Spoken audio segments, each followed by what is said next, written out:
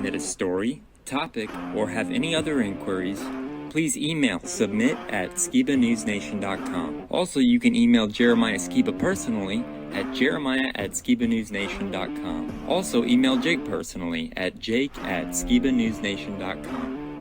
If you want to write us a letter, send us something, help support us, or just say hi, please send your letter to Jeremiah Skiba, P.O. Box 560-271, The Colony, Texas 75056. If you write us a letter, I'll do my best to write you back. Hey, Skiba News Nation family, thank you for watching. Please like, share, subscribe, and click that notification bell so you never miss an episode of Skiba News Nation. If you want to help support us, please consider becoming a Patreon, where you will get exclusive content, shoutouts, and much more. And you can also support our channel by getting yourself some new Skiba News Nation merch. Thank you for coming on this journey with us as we continue to stay on the quest for truth. Huge shout out to all our Patreon supporters. Thank you so much for your support. We couldn't do this show without you. If you want to help support us, go to patreon.com/Skiba News Nation. Also, you can listen to Skiba News Nation podcast on your favorite podcast platform.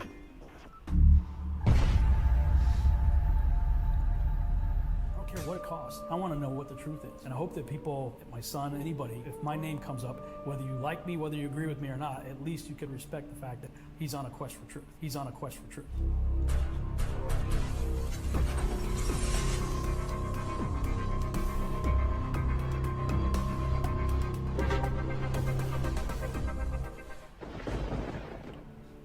Welcome to Skiba News Nation, bringing you unfiltered views, news, interviews, discussions, and more. And now, here's your host, Jeremiah Skiba, award-winning musician and son of Rob Skiba.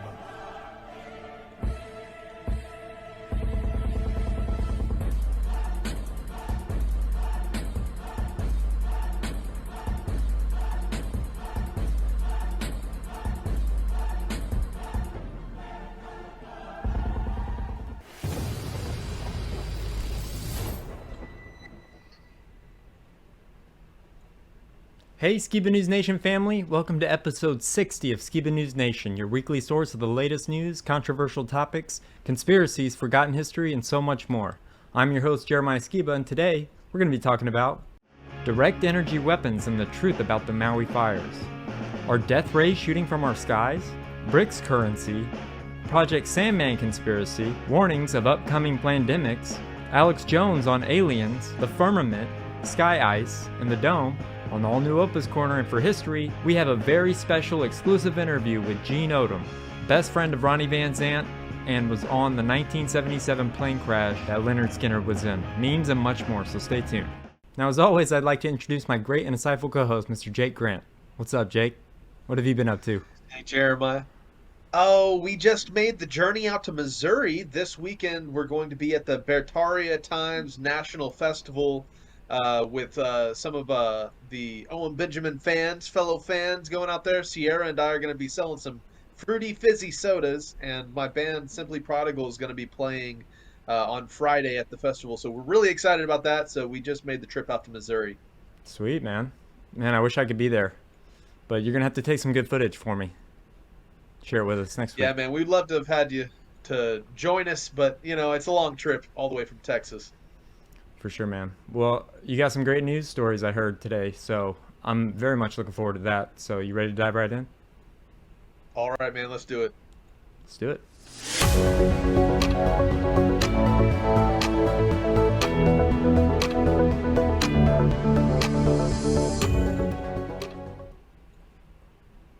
So, like always, I want to start off our new segment with some inspirational memes, right? Get our minds right. Here's a good one. The fallen tree in this picture refused to die and instead grew 4 more trees out of itself. This is what happens when you don't quit. And I like to look at our society today as we see all these stories we're about to share this week. Whenever a society crumbles, it's an opportunity to build back bigger and better. So don't give up, even though it can be kind of discouraging whenever we see what's happening in the world today. There's an opportunity to do something fruitful in the absence of a working system, right? So build a better society outside of the beast system is kind of the answer. And how you build that system and make it work, you know, uh, here's a great little picture frame meme or whatever that people have in their houses that, ties to this is, God is still writing your story. So quit trying to steal the pen, trust the author. So when things happen in our life that we can't control, as long as our focus is on the right place, growing our own spiritual walk, to growing our family, protecting what's important, then all the things that happen are just directing us towards something that's more beautiful. And so we got to use these opportunities as the truth is exposed, to grow and not to become depressed and frustrated at what we see in the world. So here's an interesting one. We're going to start off talking about what's happening or happened recently in Hawaii. And this meme is, I'm seeing no Hawaiian flags on people's profiles like I did the Ukrainian flag, right? Well, I guess the news didn't want anyone to do that. So it's kind of like over the past year or two, we've had all these like Facebook profile meme pictures where everybody's like, oh, I support Ukraine, or oh, I support what you can call it. But the moment something happens on our soil, on American soil, right? Fire takes out a city in Maui. People are like, oh, let's not talk about the alternative perspective. Well, some of these videos I'm about to share are really going to have you thinking. Jeremiah and our audience, you guys check out this first video. We have a few on this topic. There's something more than meets the eye with the Lahaina fire. And check out this first clip. Look behind you. Insane. Whoa, did you see that? Now this is off the beach. Did anyone else see that? And a lot of people are talking about directed energy weapons being used to start some of these fires. Look at this, Jeremiah. Man, it's crazy. There's a flash, and I think that's when a tree's falling on a power line. The power goes out, our generator kicks in, the camera comes back online, and then the forest is on fire.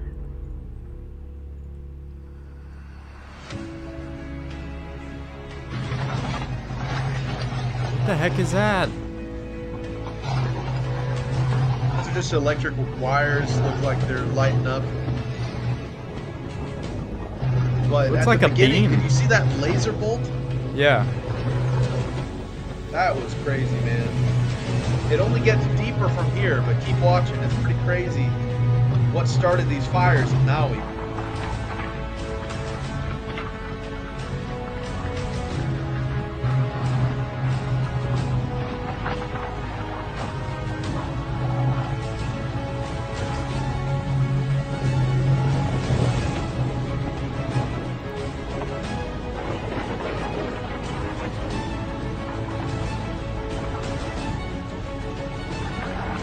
So, at the very beginning of that clip, you could see a crazy, what looks like a Star Wars laser beam shoot across the sky.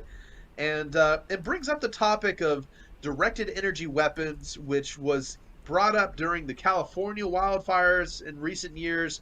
But let's ask the question first before we get into this topic of the alternative narrative of these forest fires on Maui. Here's a possible solution to why could there be a motive to start a fire, and some other cities around the country that also seem to have random fires burning down parts of their industry to make room for a new smart city development plan. So check out this next video. Let's take a look at some of the fires that's going on. Pay attention. These are all the fires that's going on right now in America. We're going to go through a lot of these, and I'm going to show you what's going on in these states and why there's fires. In Texas, there's a fire around this area, which is close to Austin. Live from Austin, Texas, the Smart City Challenge. There's fires in Washington. Lawmakers from Washington State push for a smart city bill in Congress. What's outside of Phoenix, Arizona? Scottsdale. City of Scottsdale. Smart City Strategic Roadmap. Wildfires in New Jersey. New Jersey Smart Cities Working Group. Fires in New Mexico. Smart City planned in New Mexico. Wildfires near Portland, Oregon. Smart cities planned for Portland, Oregon. Wildfires in Florida. Smart city initiatives for Orlando. Wildfires in Mississippi. Smart cities planned for Mississippi. And this isn't just happening in America. There's fires in Greece. Smart cities planned for Greece. Y'all, I could have gone on and on with this, but I think you see the pattern. Wow, that's crazy. Yeah, so that's interesting how the smart cities are going to be plopping up right where all these fires are burning down old infrastructure. Also, that video reminded me of your segment from a few weeks ago about the hand tattoos, Jeremiah. Yeah. She was like, hand tattoo, point, hand tattoo. Right? So anyways, I thought that was funny. But yeah, is that the reason that these Maui fires burned down Lahaina? And check out this next clip, which is a video of a car bursting into flames from what appears to be a government-directed high-energy beam that shot from space. And is this what's being used to start these fires? Check this next video out.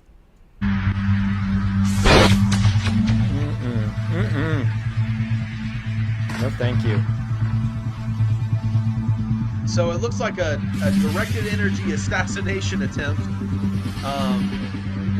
After it plays once, we can play this video again. But to play this video again, Opa, is this a lightning bolt?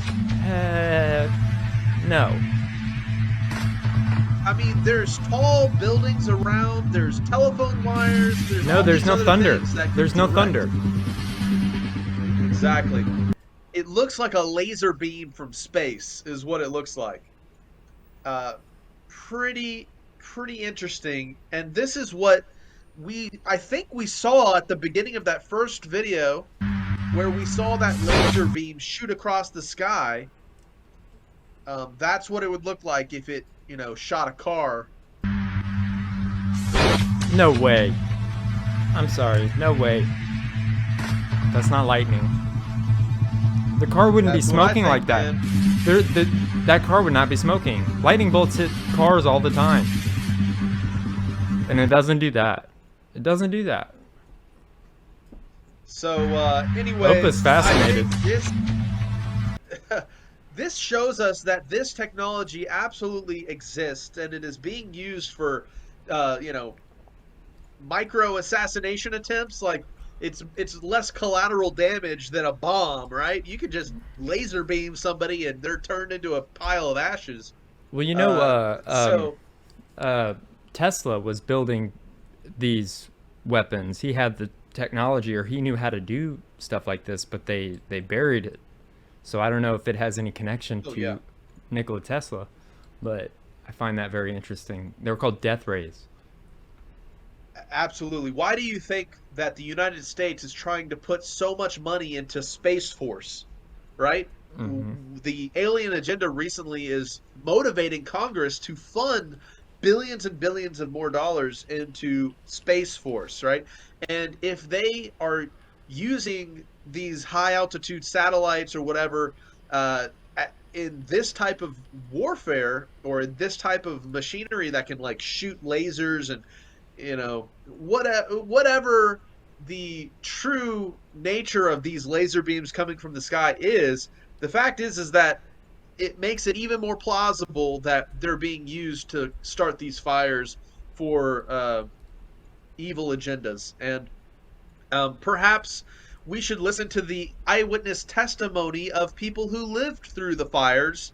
Check out this next clip, which is survivors of the Lahaina Maui fires talking about how they don't believe the official narrative either. Check this out. My wife Alicia, we've lived on Maui for 14 years, on the west side for most of that time. We run a landscape business here, try to be environmentally safe, no Roundup, none of that junk. We have 4 kids. Yeah, we all lost everything.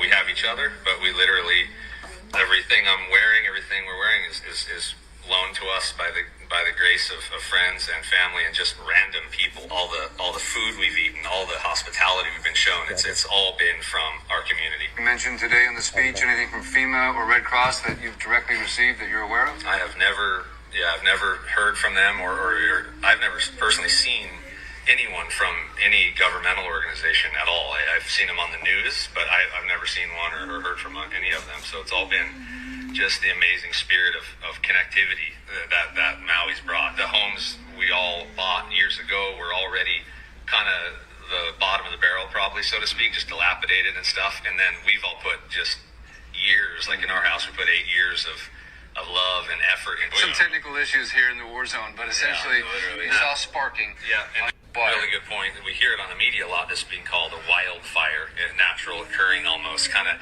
and I'm just telling you right now, that's just absolutely untrue. The moment that we start to provide reasonable doubt that this was not a natural disaster, then the burden of proof is on the state to prove that it was in order to call this a natural disaster, because the Attorney General of Hawaii has already done some kind of a lawsuit against the state of Hawaii or the governor. I don't know the details of that, but if anyone's listening to that, if you're an attorney or someone that can help us, please let us figure out what that means, and is it real or is it some kind of strategy? All right, continue. You know, we knew there was a fire early on, and we have some friends who are firefighters too. And then we were told that it was all handled. You know, that was 9 in the morning or something. But the fire was 100% contained. Yeah. So that was Maui news. So if anyone has a screenshot of that, they actually went back to sleep because they had a long night working. So anyway, screenshots of that would be fantastic. That it was communicated to the residents that it was 100% contained. Absolutely. Nothing to worry about. And we never had any signal on our phone as far as no cell service the whole day. Right. So blackout and just gale force winds. So it was hard to talk to even neighbors, right? Because it's just, you went outside and it was this feeling of you're going to get something on your head. I didn't even know that there was a chance for that kind of wind. You know, it was kind of shocking. It was like, it wasn't in the news. It wasn't something nobody even knew. We were like baffled at the wind. And we had heard that the fire department had waited on the original 3-acre fire for 5 hours just to make sure it was contained, even after they said it was contained. When they eventually went back to the fire station to kind of regroup, all that, within 20 minutes, they were full force called back to a fire that we now know of is the one that really burned the city down. They got called back kind of mysteriously, and they were baffled. Like, where was this fire? There was a household shed that was on fire that kind of was out of nowhere. That was out of the fire zone, and it was on fire. So that was interesting. And they were kind of like, how'd this thing get on fire? You know, there's a lot of people that lost their lives down there. A lot more that they're not telling us yet. Unfortunately, there are a lot of people that didn't make it out of that original section, and I think we'll start hearing about that slowly. Those cars and bodies were moved without any investigation. Crazy. And we're also hearing about things that refrigerators and things that were there that were moved. So there's a lot of tampering that happened. Is it the reports that we're getting? So it's important that we create a video and photo evidence. So again, go to archive.org and please upload that. Yeah, that's a serious fire. It didn't look like a brush fire to me at that moment because it was a large plume of smoke at 10:30 in the morning. Wow. So I'm always confused when people say, "Oh, the wildfire was put out," and then right after the containment, 9 o'clock containment, 100%. Right.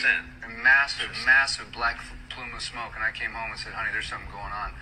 Thankfully, everyone has got an iPhone or an Android that they documented that, but we definitely need to prove or create a reasonable doubt that it was caused by a fire, and also to submit that and to save that on a hard drive or put it on archive.org. True. I had heard that all the fires on Maui started within like a minute or two of each other, which is really interesting. It seems statistically impossible. And especially for a wildfire. That's been this way for 14 years. We've gone through countless fires. It's like, so what else is going on? And all the wind, fighting a fire in the wind must be absolutely horrendous.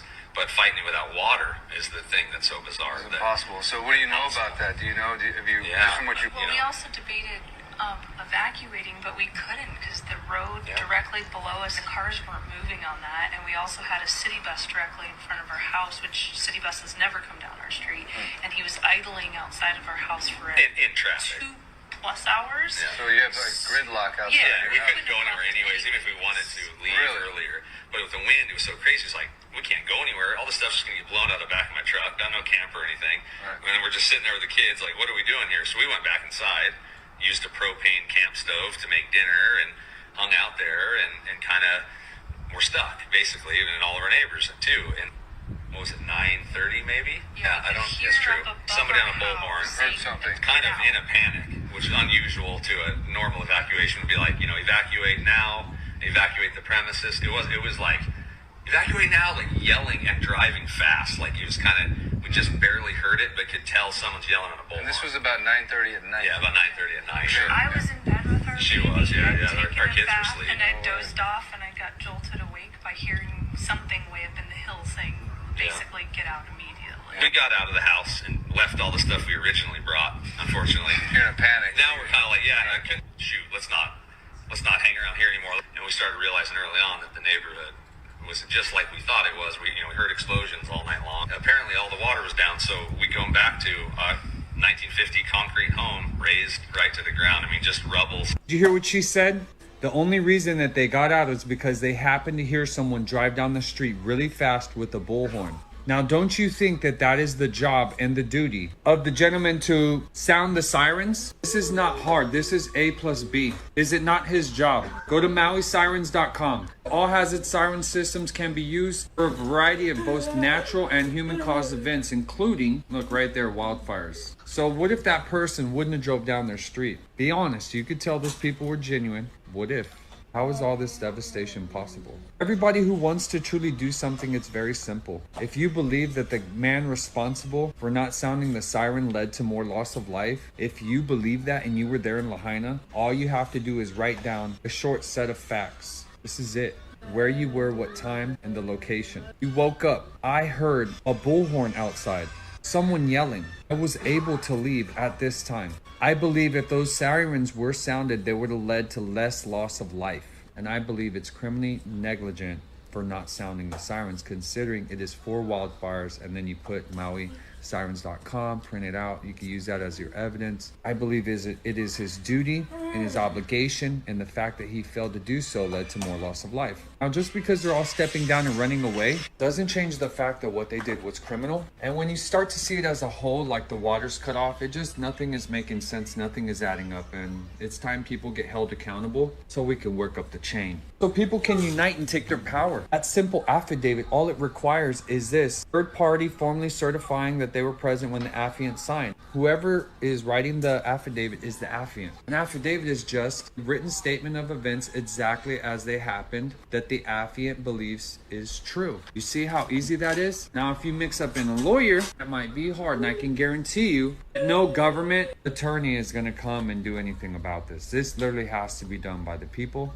As you could see how the government's treating the people and what they're doing, it's pretty obvious, pretty coordinated. And the people are suffering at the hands of the government. That's what the videos portray, and these are just the facts that we can all see. The whole world sees what the government is doing in Maui, hindering supplies, and I truly believe that this is the spark. Because whenever you saw the government block their supply routes, they didn't give up. They unified and they found a way, and that's how they've been able to get supplies in Maui. It's not the government. It's all the locals that are doing it. That's who's doing it. They have unity here. They may have been under heavy attack here, with the COVID measures to try to break people's morale, to try to break people's thinking for themselves and standing up, but they haven't broke their unity. They haven't broke their aloha spirit, which creates creativity, which gives them the ability to move around. And I really, really believe it's here. And that's why I don't give up. Have you seen the fires in Canada burning all the indigenous land? Like all of it, like a lot. Massive fires in Greece, massive fires. It's everywhere right now. It's like how they did the lockdowns, but it's fire everywhere. Create the problem so you can implement the solution. All you have to look up is this: Governor Josh Green, Agenda 2030. Go read this article. It was a press release by the governor. Not a story written about him. He put the story out from his office. This is the "you'll own nothing and be happy" State Nationals rock. How surprising, man. What do you think about these recent fires and what the government seems to be perpetrating, acting like nobody can figure it out? I just think it's crazy. I just think, it's exactly, I don't know if I can even say this, or they might ban us on YouTube, but it was a direct energy weapon. I mean, I've seen clips of like a map and them showing that these like there were like so symmetrical, these dots that were starting these fires. And I don't know if that was in California or Maui, but it's definitely not caused by wildfire. All right, so I mean, who's so surprised that there are agendas that are going on that don't have our best interests at heart? I mean, it's not that surprising, really. And when we look at the level of technology that exists and that the government has access to, and how the government, in a very blatant way, is politically charged, is pushing through these WEF agendas, these New World Order agendas are obviously playing out all across the world. And so when we see stories like what happened in Maui, these forest fires, and how it ties in with these smart cities, it really makes you start to scratch your head like, okay, well, what is the point of the government, and what role are they filling? Is it for the powers that be to continue to constrict control over the world populace? Well, there's this recent video that was shared by Anchor Bear, who I'm excited to see play and perform at the Bear Fest coming up this weekend. If you guys want to, if you've never heard, they got some great tunes to jam out to on Spotify. So Anchor Bear created this video at the start of the pandemic, and it breaks down some really interesting concepts. So check out this next clip. So with that topic, I wanted to go into a couple interesting stories. Here's one I just wanted to cover briefly that is significant timetable-wise.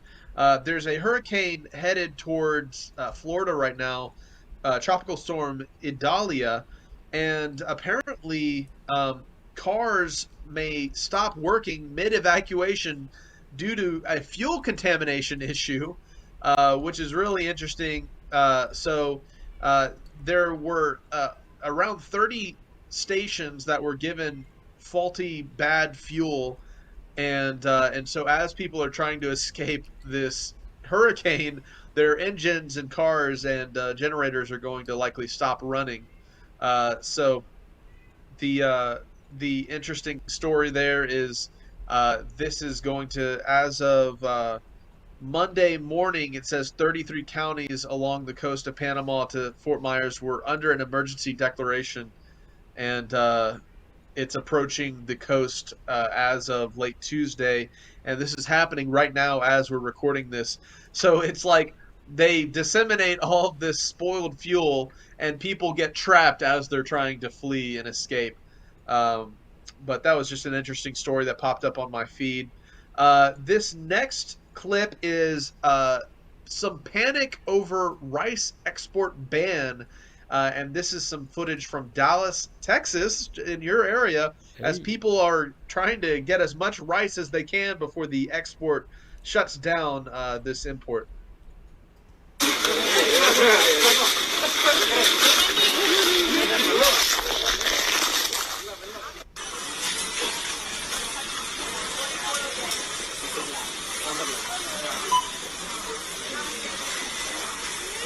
So you guys live in Dallas. Have you noticed people getting lots of rice off the shelf or anything, Jeremiah?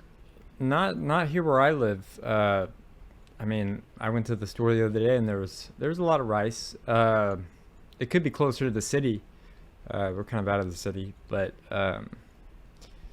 yeah, my girlfriend showed me one of those clips, and we kind of looked at each other like, why don't they just come by where we live?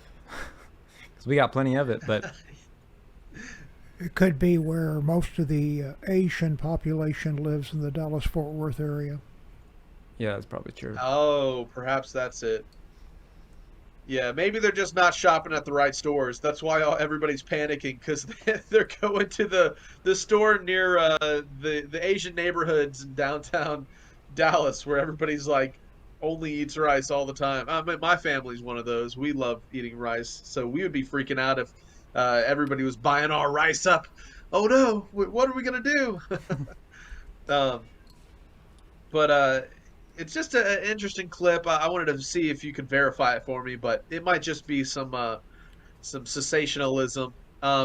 Here's a next video that breaks down the wage and income and price disparity between the boomer generation and Generation Z, comparing 1970s to 2023. And we wonder why so many people in our generation, Jeremiah, yours and mine, feel so stressed in today's world. And I wanted to get Opa's take on this, if he could verify some of these price differences. So let's check out this next video. 1970, the average home was $15,000. It is now $436,000. It has gone up 29 times. Rent was $108, is now $2,000. That's gone up 20 times. College was $500. It's now $11,000. That's gone up 20 times. Gas was 36 cents. It's now $3.80. That has gone up 10 to 12 times. But what about the income? In 1970, the average person was making $9,000. Today, they're making $56,000. That has only gone up 6 times compared to everything else. But here's where this is where it gets sad. In 1970, the average household had 3.5 children. Today, it's only 1.9. And the crazy part is that back in 1970, the average household, 47% were dual income. It has now jumped to 65% is dual income. So millennials and Gen Zers under the household are putting in more hours than the boomers did. We're both working 40 hours a week. But you got way more bang for your buck and more children. You got to expand your family, own a house. Things are so drastically different. The birth rate is plummeting because people can't afford it. So we need to make a change so that we can turn this around. So what do you think about that, Opa? I mean, the amount of money it costs to live in today's world is so different than like the 1970s. And I mean, we wonder why everybody's so stressed out, rioting in the streets in these big cities. Well, actually, was even less in my time because you know, I'm back from right after World War II. And so, you know, price of gasoline was really cheap. We had gas wars that got it down to a nickel a gallon. When I went to college, I paid like less than $200 a semester. I don't know about the price of a home, but because I wasn't interested in buying a home, but rent was, you know, like a couple of $100 a month for like a 3-bedroom apartment. So yeah, the prices have really skyrocketed. I'd like to see a half of a kid or a 0.9 of a kid. Yeah, how does that work? Do you just birth an arm or a leg and call it good, or I guess it's averaged, you know, of course, but that's funny to think about. How do they have a half of a kid? That doesn't make sense. So, you know, I thought that was really interesting, and I just wanted to share how much it costs to survive in today's world. And while it's such a blessing to be born into this time and this location, I mean, compared to other countries in the world, there seems to be a fast approaching end to the life that we call blessed here in the United States. And so this brings up the topic of the BRICS nations and an interesting topic called the Project Sandman conspiracy to annihilate the U.S. sovereignty with their dollar collapsing and whatnot. So let's check out this first video, which is how the BRICS nations, the United States, versus Putin, China, and all these other places, how in a very short period of time, the power of the world stage could very quickly flip-flop. Check this out. In 24 hours, Putin and China will change everything. Yes, tomorrow, a BRICS lightning bolt will shock the Western hegemony that's been ruling the world for decades. The Western media is totally ignoring the story, by the way, because they don't want to admit what's about to happen. Goldman Sachs, though, understands it, and they believe that by the year 2050, the BRICS nations will dominate the global economy. So on Tuesday, yes, tomorrow, the BRICS summit officially kicks off in South Africa. This is the first face-to-face BRICS summit since the start of COVID, and we are about to witness a rebalancing of the world order. The agenda items at this summit are massive. The currency, yes, a new currency, trade, military cooperation, AI, microchips, oil, all of it, infrastructure, rail lines, shipping. This is a big, big deal. And the United States, I guess, didn't get an invitation. The British didn't get an invitation. Germany isn't welcome. Is the game over for the Western hegemony? Well, the writing is on the wall. Now, for those of you that don't know, BRICS stands for Brazil, Russia, India, China, and South Africa. And it started out small over a decade ago, and now it's become the greatest threat to Western power that we've ever seen. And I'm not talking about military power here, which we'll get to in a second. I'm actually talking about economic power, oil power, computer power, trade power, the greatest weapons of all, not those bombs. Now, the top of the agenda is the United States dollar, squarely in the crosshairs. Here's how Foreign Policy magazine headlines this moment. A BRICS currency could shake the dollar's dominance. The de-dollarization moment might finally be here. Really? Is it true? After all, talk of getting rid of the US dollar as a reserve currency goes back to the 1960s. Here's the New York Times. In 1968, talking about France trying to separate itself from the US dollar. Yes, French President Charles de Gaulle versus Lyndon Johnson. That's how old this is. That's how far back this goes. This isn't new at all. But now we are at a tipping point. Brazil's president, Lula da Silva, says that every night he asks himself why all of these countries have to base their trade on the US dollar. Can you imagine every night before going to bed, that's the thought that you have? Well, he does. Well, now they don't. A gold-backed currency that stands as the backbone of a new BRICS currency is being rolled out in earnest. Brazil, Russia, China, India, South Africa, trading oil, computer chips, minerals, and settling those transactions in a reserve currency that has nothing to do with the US dollar. All of the previous meetings of these BRICS nations have been leading up to this moment in South Africa. BRICS countries are home to more than 3.2 billion people, around 40% of the global population. None of the bloc's members is in the G7, the group of 7 advanced economies. To increase its influence, BRICS is considering bringing new members into the fold. Just look at the trade between the BRICS nations. There's a massive financial surplus. The BRICS nations have a trade surplus. Brazil just hit a record trade surplus. So why would they want to settle these transactions with US dollars? Doesn't make any sense. Meanwhile, Europe's trade deficit has hit a new record, nearly $500 billion trade deficit. Which side would you rather be on? Of course, this isn't happening overnight, and there are big impediments to a BRICS currency. The biggest issue right now is that if Russia wants to import things from other countries that are not named China, they'll likely have to settle it in US dollars if they want to import those items. But what if more countries want to join BRICS and ditch the US dollar? Then there's safety in numbers, and the number of people you're doing imports from are part of your BRICS conglomerate. In fact, other countries are noticing and beginning to join. At this summit, Russia and China are expected to approve the new applications of a bunch of new countries into BRICS. Algeria, Bahrain, Egypt, Iran, Saudi Arabia, the United Arab Emirates, just to name a few. They've all submitted requests for membership to be a part of BRICS. And the Turkish government has expressed an interest in joining the group. Those are just a few of the names. But wrap your heads around this one. More than 40 other countries are now vying to join BRICS. 40. Samita, what are you hearing about just how much bigger BRICS could get? Well, we've heard from leadership here at the BRICS, this Foreign Ministers BRICS Summit, that at least 19 countries have expressed either formally or informally interest in either joining the BRICS grouping or even having involvement with the BRICS Development Bank, which really is aimed at investing in the global south, in developing nations to boost their economies. And this is one of the reasons that BRICS is becoming increasingly attractive to developing nations. BRICS now accounts for 31% of global GDP. And just a few months ago, they overtook the United States and the G7 nations for GDP dominance.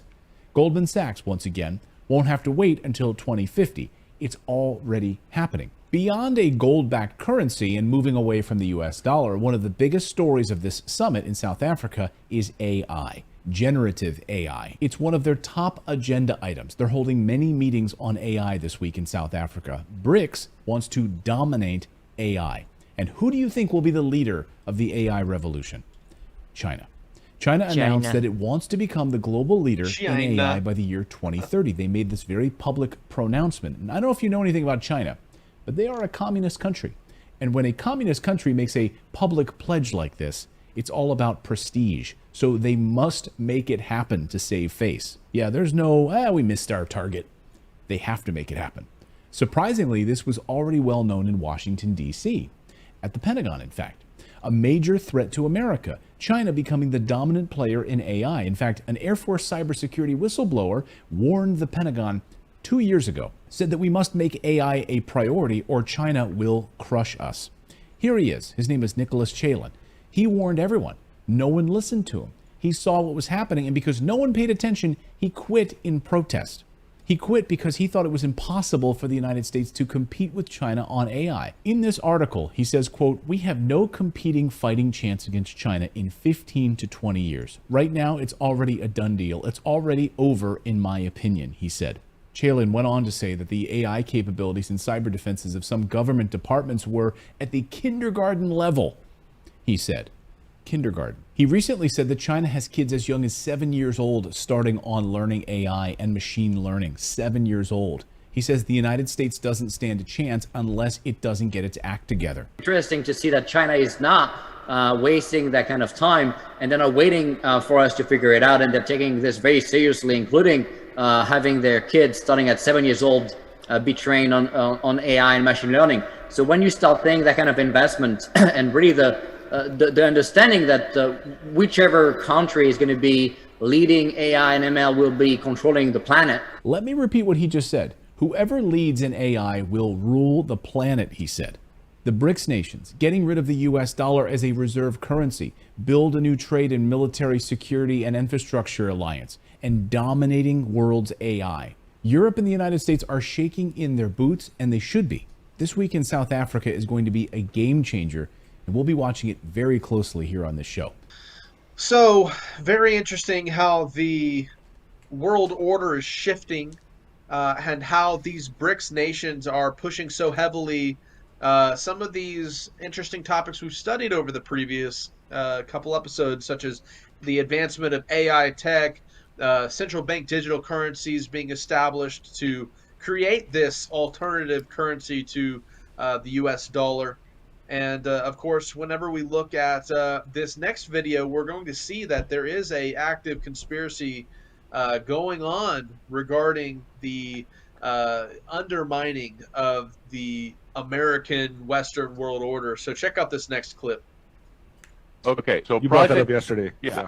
So Project Sandman. I'm just gonna read this a little bit. I'm just gonna read something here. Project Sandman is a coordinated attack planned by the BRICS countries on the United States.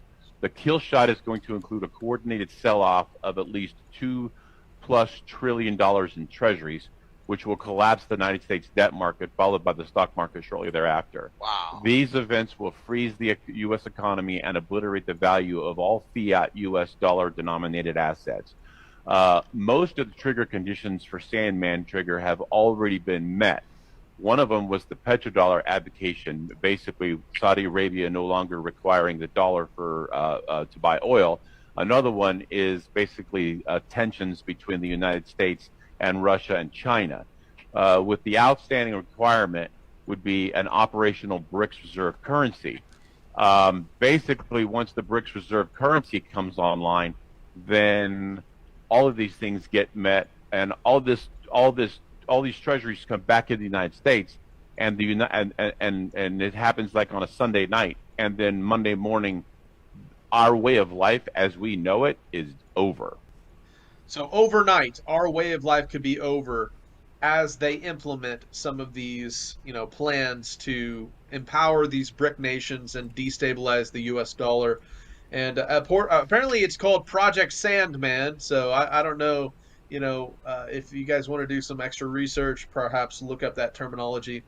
But this is all very interesting timing. All of these world events coming together to stir the waters as we're entering into election year. There was a really interesting clip that Owen Benjamin recently put out in how the public sale of a company is comparable to what we see in terms of the control of countries. So check out this clip from Owen Benjamin talking about how the privatized nature of countries really does influence why these agendas are being pushed forward. Check this out. So election time is here and people are going to freak out and they think it matters. It truly doesn't matter, and I'll explain. In 1913, the United States went public as a corporation. For those of you that don't understand what a public company is, it's they start selling their shares to anyone that wants to buy them. In the America, in the United States of America Corporation, that would be called treasury bonds.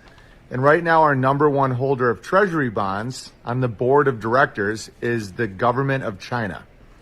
All right, you understand how that works? So a private company has actual sovereignty. It can do what it wants. It's more like a monarchy. A private company like Kohler in America is a very powerful company. The richest people I know are private companies. So there's a family in the town I live in that owns all kinds of agriculture, crushing and hauling, rocks, meat processing, all that. I could easily see their assets being in the billions. And it's just a family, and they're very humble and very cool people, and no one can buy stock into the company. They own it. They make the decisions. All right. Then when a company goes public, like Sony, Warner Brothers, Walmart, AT&T, Verizon, anything that you can buy in the stock market, when you buy a share, you're a part owner of the company. Now, that's like 1/billionth. You know, if you have one share of AT&T, you don't exactly get to be on the board of directors, but you are a part owner of the company. That's why when you go public, the owners of the company get so rich, but they lose all control. Same thing happened in the United States of America with the creation of the Federal Reserve in 1913. Think of it as a country going public. Okay, so a lot of wealth came out of it, quote unquote wealth, but that's because it was selling shares, treasury bonds, to the rest of the world. Anybody that wanted to buy them. I could buy treasury bonds, you could buy treasury bonds, but to get on the board of directors is very, very expensive. Okay. So what is the President of the United States? The President of the United States is the CEO of the company called the United States of America. He or she, hopefully he, is does not own it, no control, nothing. CEO. The CEO answers to the board of directors, okay? The shareholders. And so it truly does not matter. So the election, the voting, one reason why they're getting so flippant with it, and I see a lot of truthers talking about how like, oh, they're rigging the election. There is no election, ever. It's a poll. It's a poll. Imagine Best Buy takes a poll, like as you're shopping, they say, fill out a survey and tell me, did you like Gary, the new floor manager? I'm not exaggerating. That's what the president is, and that's what voting is. Ever since 1913, a lot of people have a hard time understanding this or, you know, but it's a fact. Ever since 1913, your vote doesn't mean anything. It's a poll. I mean, you can even tell that because of the Electoral College, because of the state, the way it all works, your vote doesn't, it's a poll. It's to see how the customers are feeling. That's it. And that's not cynical or black pill. It's an absolute fact.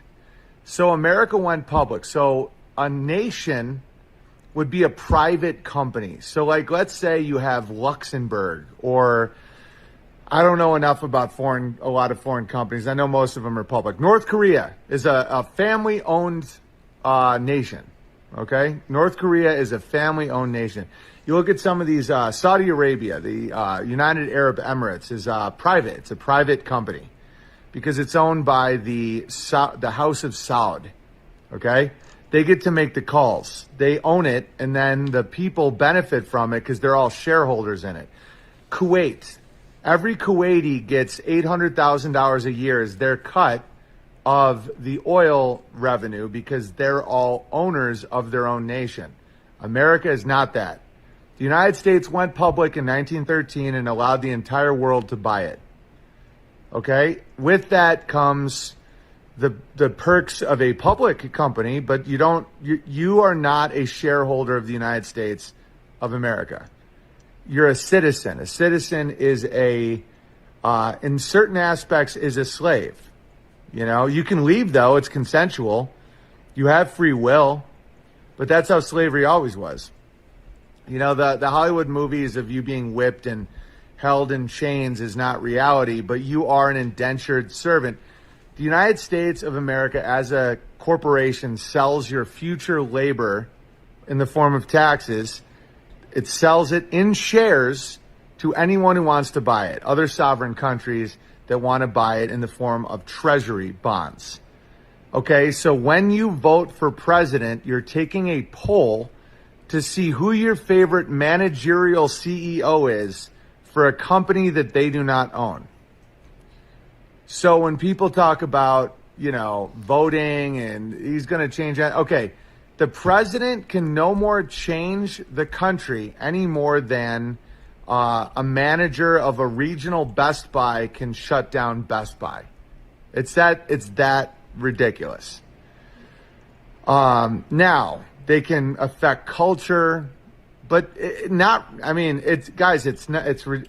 anything.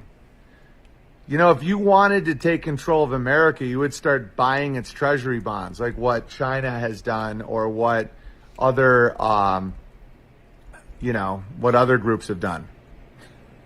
So that's what the Federal Reserve is. The Federal Reserve is going public. That's what it means. So I hope you found that interesting. I promise it's not a black pill. I don't like to refer to myself as a slave. I pay taxes, I pay property tax, but it's so big that we can be owners ourselves and have really great lives, and it's not like this tyrannical situation. In fact, when you're in a public company, they're always trying to maximize comfort and efficiency. You know, this isn't tyranny, okay? But you don't have a say in how it's run because you don't own the company any more than it's a survey after you go to the post office. And they say, did you like your service? Fill this out in the bag. So again, I know that you guys like to get pretty jacked up and juiced up and squirt all over yourselves when it comes to election because you feel important.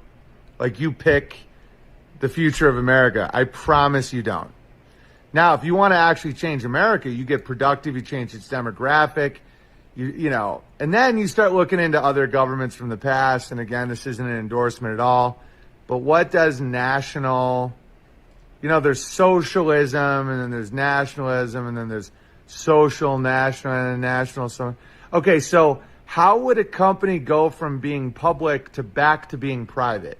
Or how would a company fight to stay private when there's forces at work for it to go public? If you've watched the show Succession, that's a very good pop culture way of looking at what a public company looks like. The board of directors voting on the CEO. The customers are not voting on the CEO. They're taking a poll. Okay? Private companies have the most amount of wealth, in my opinion. That's why I love private. I would never go public with anything I create, you know?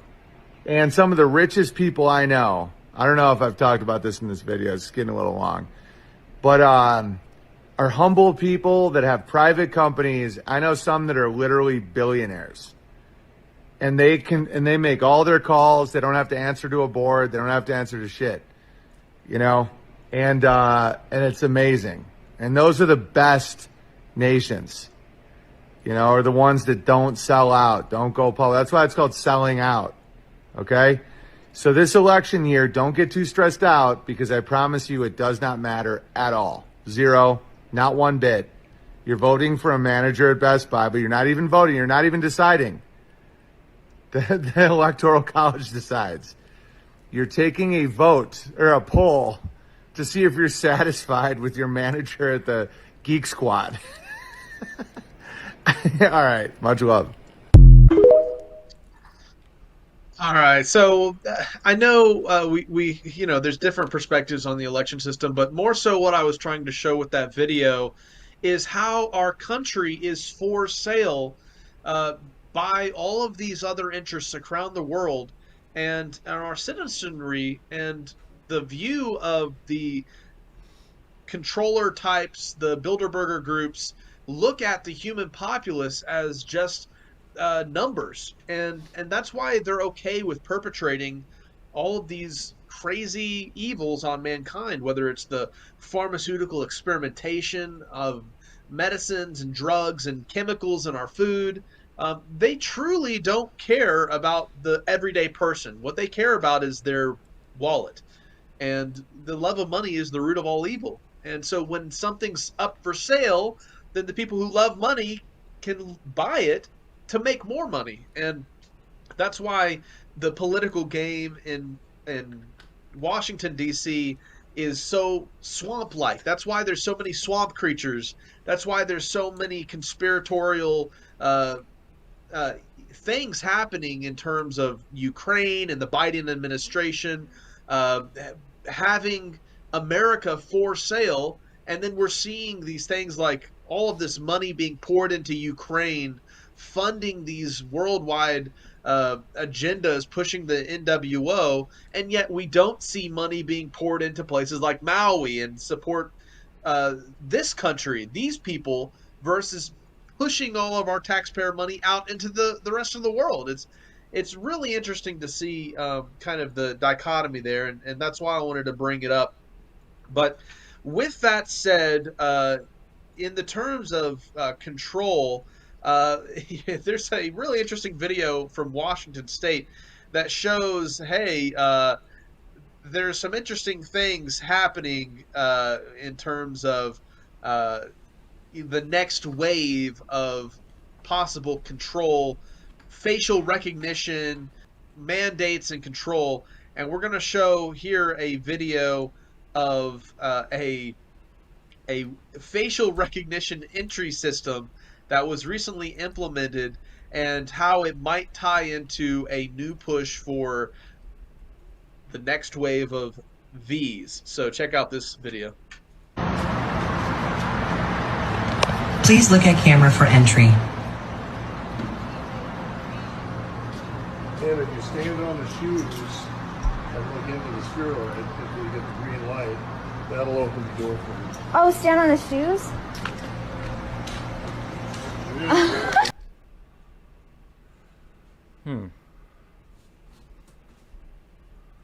What did you think about that, man? Now they have facial recognition entry things. That's crazy. I saw another video of a lady, she couldn't make a purchase without doing a facial recognition. I don't know if it was where it was, but that's pretty crazy. Oh yeah, it's insane. You know, some of the ways technology is being used and can be implemented in the near future if more medical tyranny comes into place. And that's why I want to share the first part of this next video, which is the warning that, hey, there might be another pandemic on the way. Watch out. Check this next clip out. Now, while we were away, we had a new strain of COVID and a plan for a new vaccine. And in fact, in just the last few hours, Karine Jean-Pierre says we are going to be pushing a new starting in September.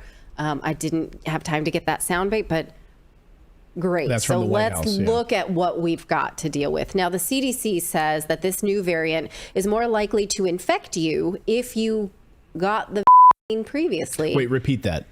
I'm going to show it to you. This means that if you've been for COVID, you are more prone to be infected by the new strain of COVID.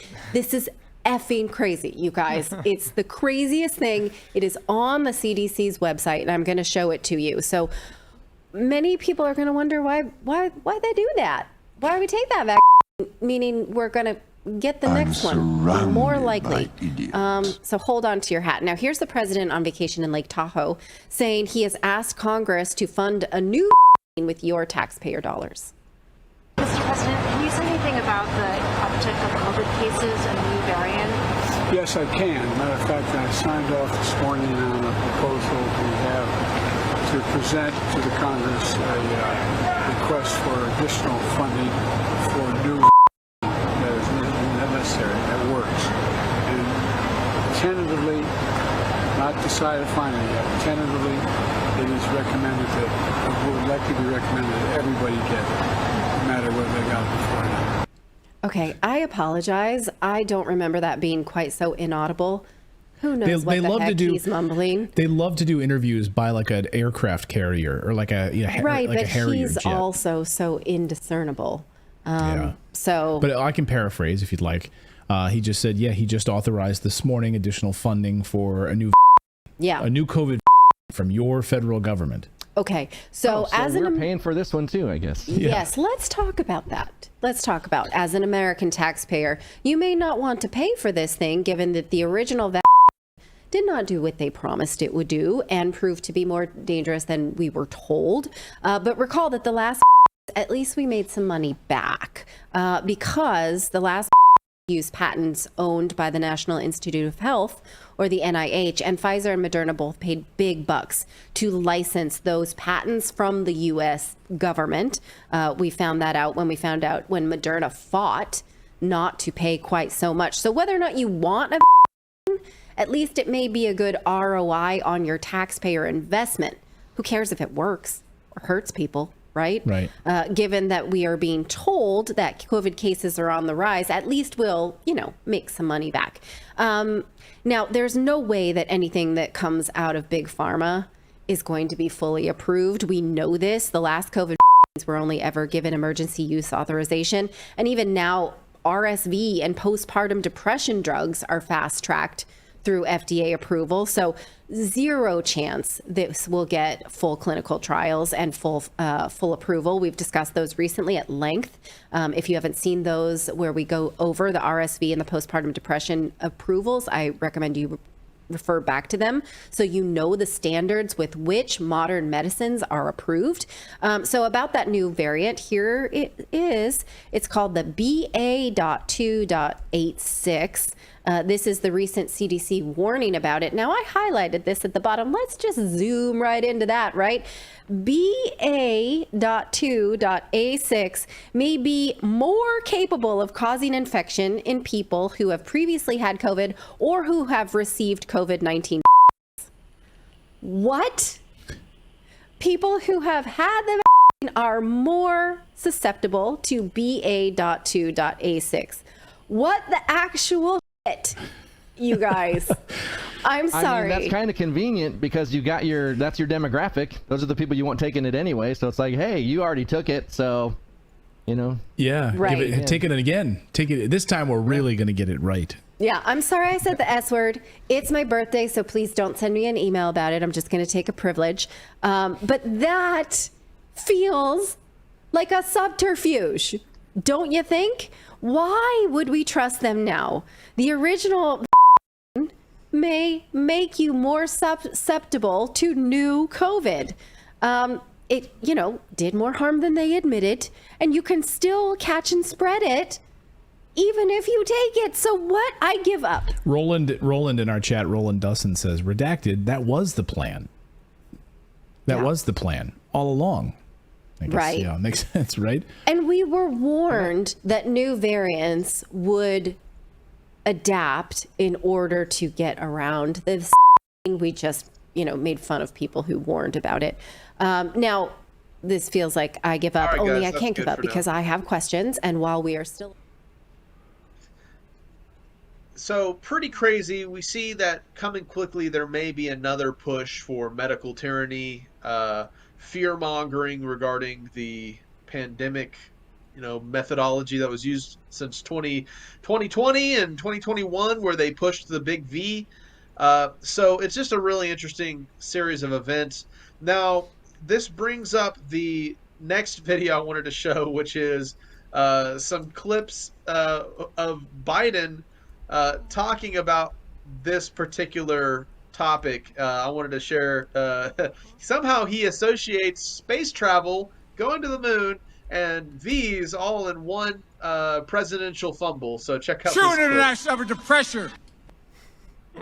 You got the Yeah. are you okay? I mean, you seem no, it works. Or or the mom and dad, or the neighbor, or when you go to church, or when you're no, I really mean it. There are trusted interlocutors. Think of the people.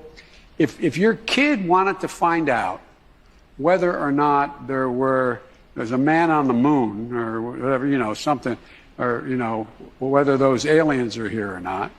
90% of the time, I have no idea what the I'm talking about. Yeah. Oh man. So yeah, just it's really interesting, Just more nonsense coming out of his mouth. Yeah, more nonsense, man. He has no idea what he's talking about, and he's like still pushing this thing that has affected so many people. But all right, so I thought that was a funny little clip to share. On the topic of viruses, I want to share this quick clip about Dr. Royal Raymond Rife and another theory regarding germ theory and such.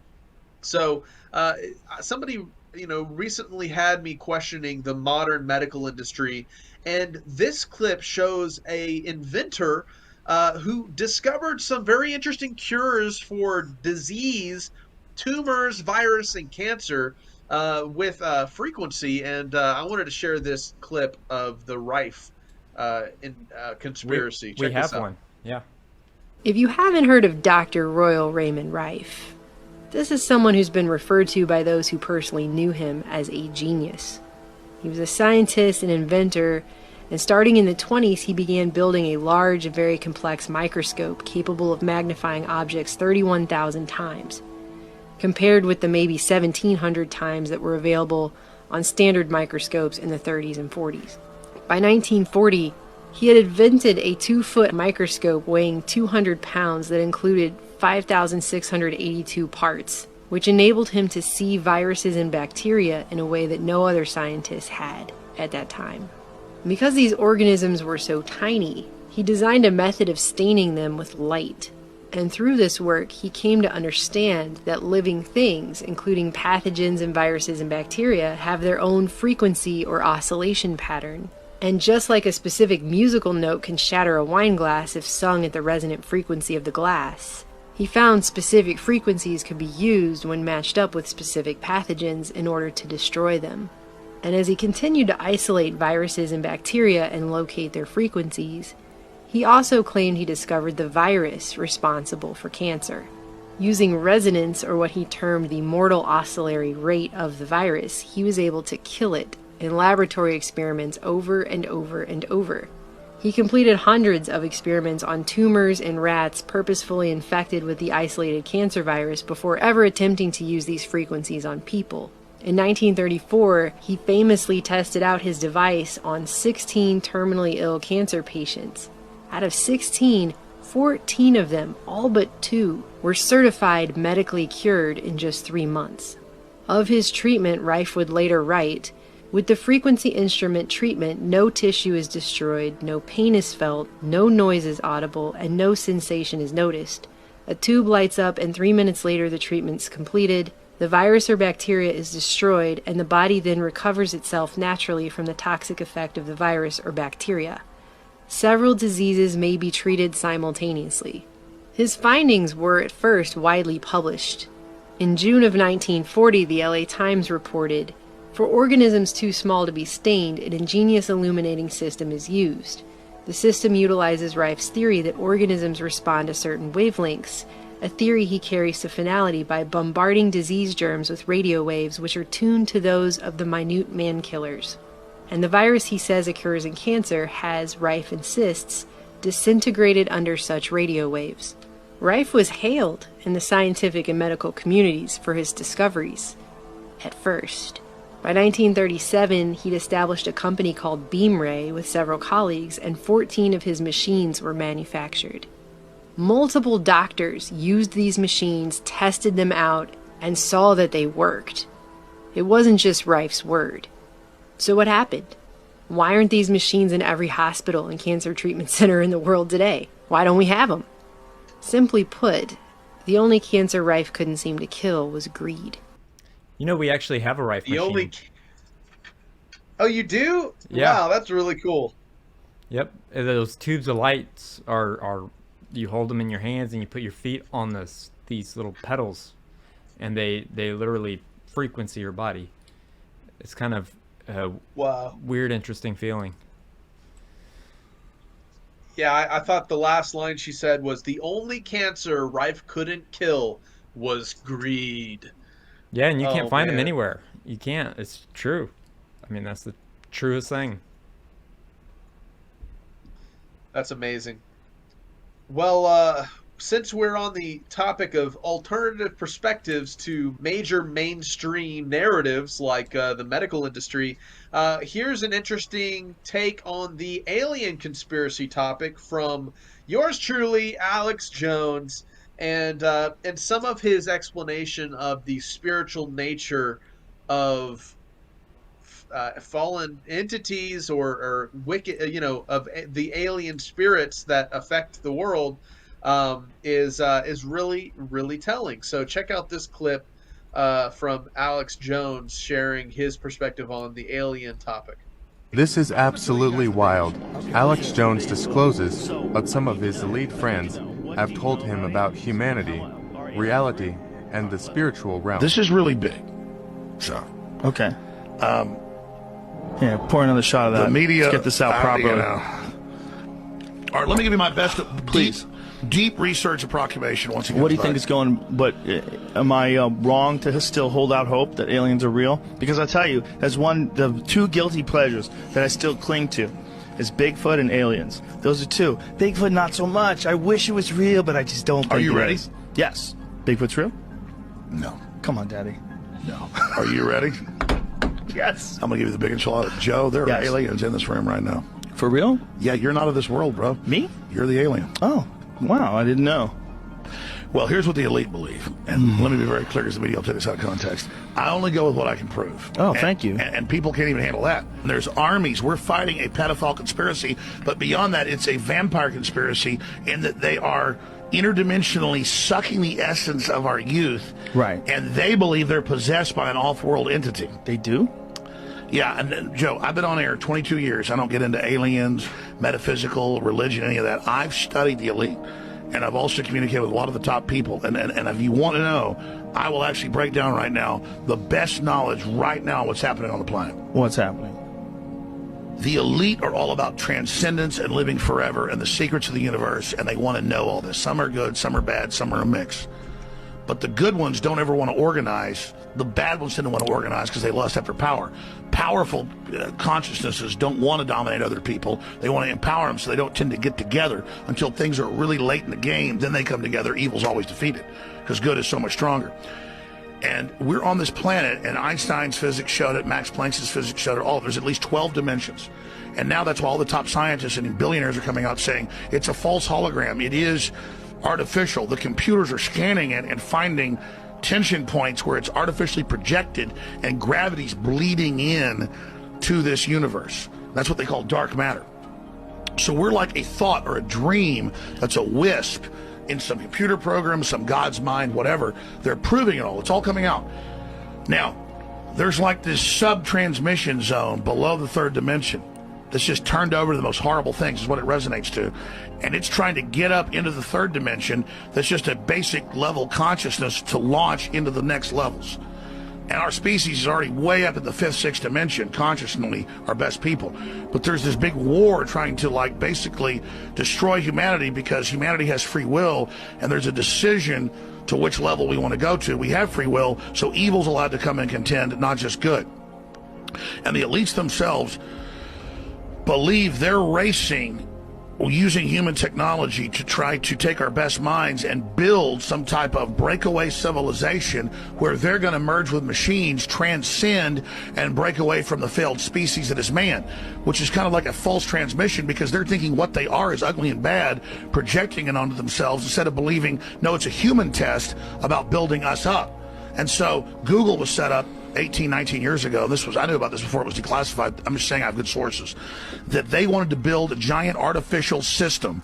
And Google believes that the first artificial intelligence will be a supercomputer based on the neuron activities of the hive mind of humanity with billions of people wired into it with the Internet of Things. And so all of our thoughts go into it, and we're actually building a computer that has real neurons in real time that's also psychically connected to us, that are organic creatures, so that they will have current prediction powers, future prediction powers, a true crystal ball, But the big secret is, once you have a crystal ball and know the future, you can add stimuli beforehand and make decisions that control the future. And so then it's the end of consciousness and free will for individuals, as we know, and a true 2.0 in a very bad way, hive mind consciousness with an AI jacked into everyone, knowing our hopes and dreams, delivering it to us, not in some PKD wirehead system where we plug in and give up on consciousness because of unlimited pleasure, but because we were already wired in and absorbed before we knew it by giving over our consciousness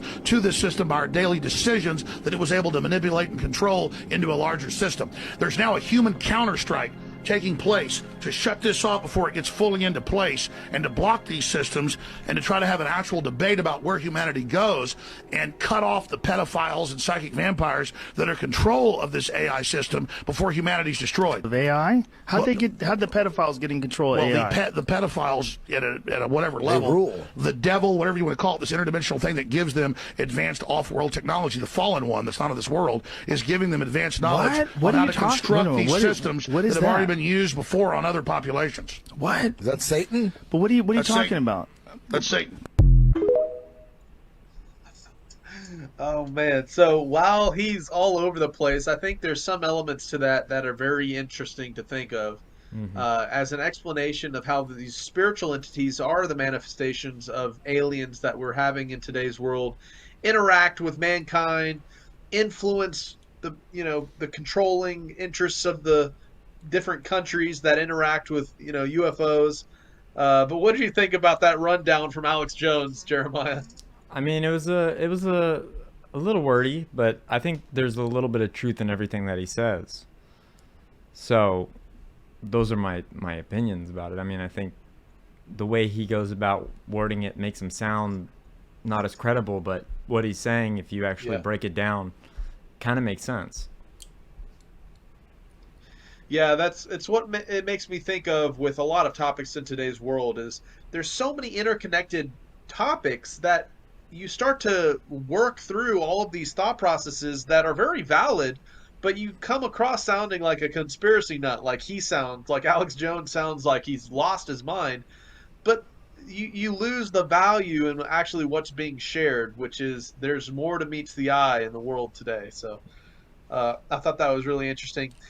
Because there is a significance to the spiritual realm, and there's an effort to hide the truth of reality, such as there is a God, there is a creator. The modern scientific counterpoint is that we're just these evolved creatures. Well, here's a very intelligent response to the I guess you could say the atheistic perspective of reality, and a debate from Kent Hovind arguing for creationist values, and he was actually put in prison for some of his controversial views, and I think it's for a reason to silence a voice of truth in today's world. So check out this video. Watch this video with me because this is absolutely crazy. Let's just start it. All right, you may take the rest of the minute. We're supposed to do one question at a time. Which one would you like? That was part of the format for the debate. So which I want you to fill in the story of the rest of the beginning of the universe. God, spiritual matter, impact on material matter. Okay, so 2 questions. All right. Go ahead. All right, your question, where did God come from, assumes that you're thinking of the wrong, obviously it displays that you're thinking of the wrong God, because the God of the Bible is not affected by time, space, or matter. If he's affected by time, space, or matter, he's not God. Time, space, and matter is what we call a continuum. All of them have to come into existence at the same instant, because if there were matter but no space, where would you put it? If there were matter and space but no time, when would you put it? You cannot have time, space, or matter independently. They have to come into existence simultaneously. The Bible answers that in 10 words. In the beginning, there's time. God created the heaven, there's space, and the earth. There's matter.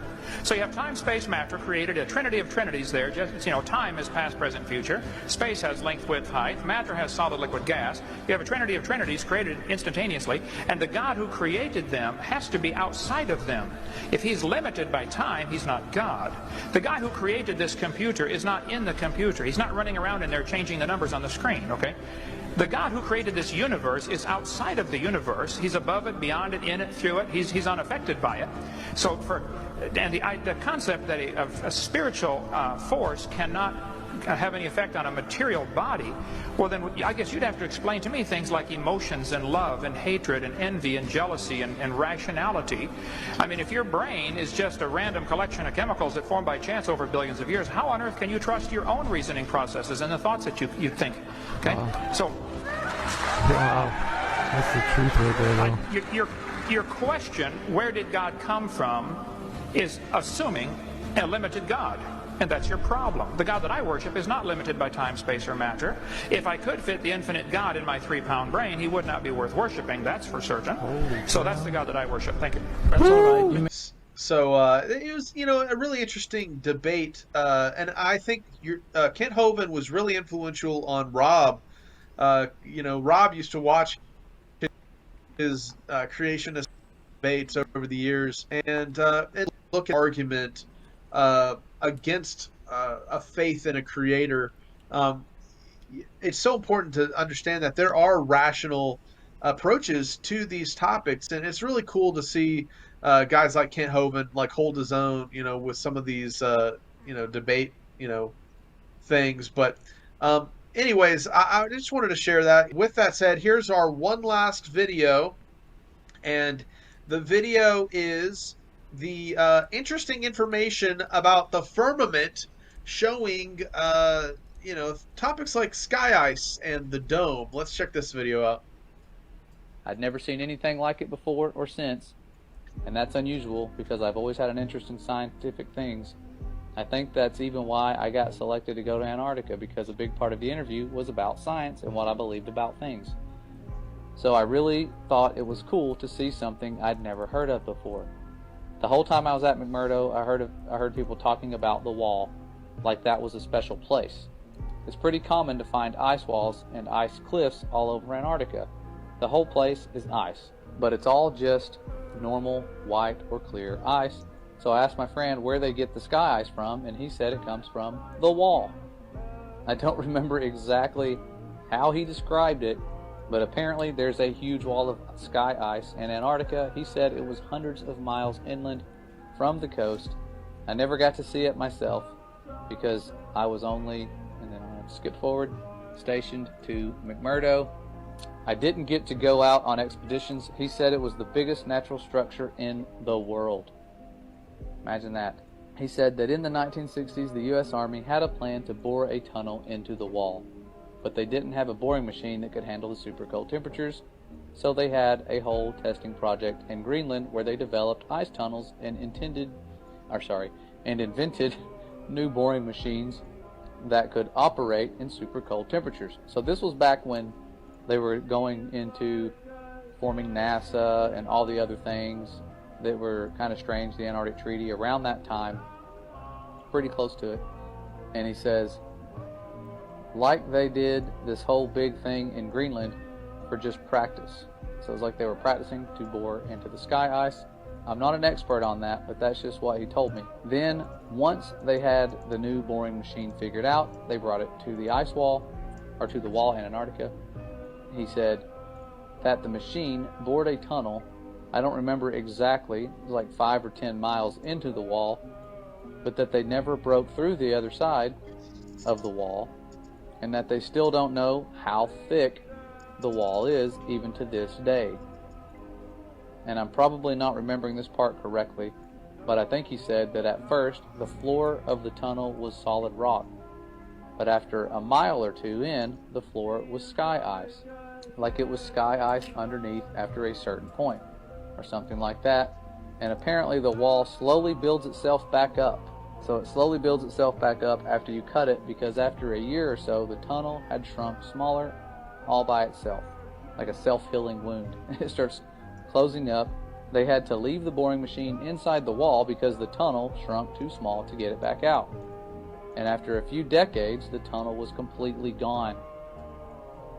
Like the part of the wall was solid again. He said that now the scientists were trying to use technology to figure out how thick the wall is. He said something about putting earthquake sensors all along the wall and that somehow you could measure the signal from an earthquake to see how thick the wall is. But he kind of lost me on that part. I never really thought about any of that after I left. It was really weird stuff, but I didn't think it was a big deal at the time. But then a few weeks ago, I saw a map of the wall in Antarctica, except the map was all flat and crazy looking, and it showed the wall going all the way up over the whole Earth. So since then, I've been trying to learn more about the sky ice that I saw and the wall that I heard about, but I can't find anything at all. So now I'm really wondering if there could be a connection here. And that's how I found this group. So I hope that maybe some part of my experience will help someone figure something out. Well, thankful to that person. If they were telling the truth, that is some very interesting information given what we know surrounds us. We know that the firmament's not just made out of ice. It's something special. That could just be something near the foundation to prevent you from going all the way to it. The Father's design is very complex, and he has foreknowledge. He knows what mankind's going to try to do. Those little nuclear bombs they shot at the firmament was nothing to the firmament. They can't break it. They've tried. If they could, they would, but they can't. And this is just one of those stories that confirms a lot of what I had assumed would be going on. I always thought, man, if they are out there and they can go to it, they're probably trying to drill through it, and if they are, how have they not gotten through it already? And that would answer the question for you, because it closes up as you go through it. But this was back in the 60s. There's no telling what they're trying now, mostly guarding it. I'm sure that's the biggest job they have, is keeping us from going there. And if you do go there, you can only go to certain places. It is tens of thousands of dollars for a one-way ticket. Otherwise, many of us would have already gone there, tried to do some sneaking around and investigating. But this video here, it only had like 300 views. But really cool stuff. Wanted to pass this along. I know the days of censorship have it to where you can't find stuff like this anymore. And I remembered putting it in my Firmament playlist. I just wasn't sure if you guys had heard about this and wanted to pass it along to you. And all right, just an interesting little Firmament video there. And with that, that's all the clips for this week, Jeremiah. Thanks for tuning in and listening to some of our news. And hopefully that was a blessing for you guys there at home. Thank you, Jake, for another great current news as always. Now a quick promo for my mom's book, The Protocol It Kills. Kingsgate Media and Skiba News Nation present an exhaustive expose on government. The new amazing book, The Emotional and Disturbing True Story. Sheila Skiba. Following Rob Skiba's death, his widow, Sheila, and co-authors spent countless hours analyzing 40 days of recorded conversations, the transcripts of which appear in the book. This is an extremely well-written first-hand account of the horrors Sheila Skiba endured for the 40 days her husband was held captive in the hospital. It was hard to read and relive since I vividly remember when this was happening to this precious man. But I believe every person needs to know what was going on during the insanity of the Plandemic. Sheila Skiba, The Protocol That Kills, a True Crime Story. This book shares a wealth of critical insights that will greatly aid in preventing future needless losses of life. Available on Amazon. Order now. Find more at theprotocolthatkills.com. And as always, the links will be down in the description below if you want to get yourself a copy. And it's about that time for an all-new OPA'S Corner. Take it away, Opa. Following presentation may contain too many cat jokes. Viewer discretion is advised. This presentation is rated CJ, cat jokes. Parental guidance suggested.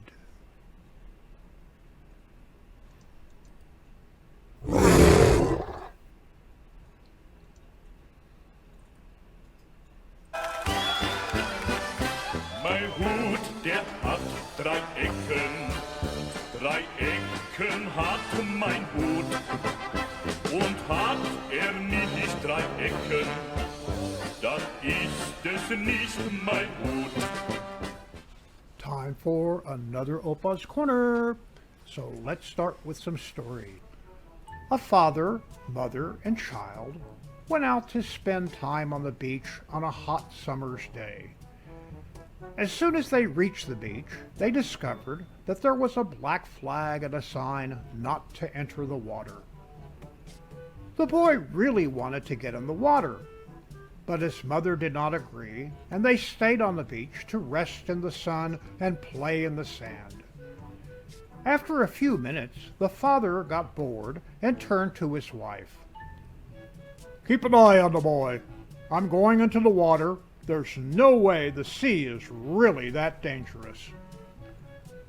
After a few minutes, the boy asks, "Mom, why did you let Dad get in the water and not me?" "Because you and Father are two different people, and there are things he can do and you can't." "Is it because Dad knows how to swim really well?" "Not really." "Is it because Dad is big and strong?" "No." "Then why is Daddy allowed to enter the water and I'm not?" "Because Daddy has life insurance."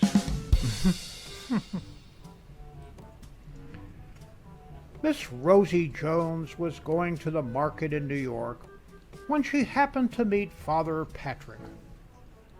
"Hey, you're Rosie, right? I married you in New Jersey when I was posted there." "Yes, Father." "How's your husband and the little ones?" "Husband is fine, but so far, no children." "Oh, don't worry, child. I'm going to Rome next week. I'll light a candle for you there." "Oh, thank you, Father Patrick." After some years, Father Patrick happens to meet Rosie again. "Hello, Rosie. How's everything? Did you have any kids?" "Yes, Father. I have 3 sets of twins and 2 singles. Total 8 kids." "Wow! Where's your husband?" "Oh, he's gone to Rome all of a sudden. Said something about blowing out a candle?" A young girl who was writing a paper for school came to her father and asked, "Dad, what's the difference between anger and exasperation?" "It's mostly a matter of degree. Let me show you what I mean." With that, the father went to the telephone and dialed a number at random. To the man who answered the phone, he said, "Hello, is Marvin there?" "There's no one living here by the name of Marvin. Why don't you learn to look up numbers before you dial?" See, that man was not a bit happy with our call. He was probably very busy with something, and we annoyed him. Now watch. The father dialed the number again. "Hello, is Marvin there?" "Now look here.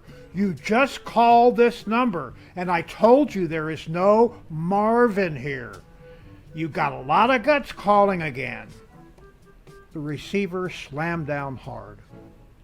The father turned to his daughter and said, "You see, that was anger. Now I'll show you what exasperation means." He dialed the same number, and when the violent voice roared, "Hello!"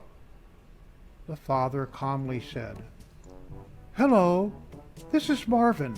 Have there been any calls for me?" A man came to see his family doctor. The man told his doctor that he wasn't able to do all the things around the house that he used to do. When the examination was complete, he said, "Now, Doc, I can take it. Tell me in plain English what is wrong with me." "Well, in plain English, you're just lazy." "Okay, now give me the medical terms so I can tell my wife." A 6-year-old and a 4-year-old are playing in the yard. The 6-year-old asks, "You know what? I think it's about time we started learning to cuss." The 4-year-old nods his head in approval.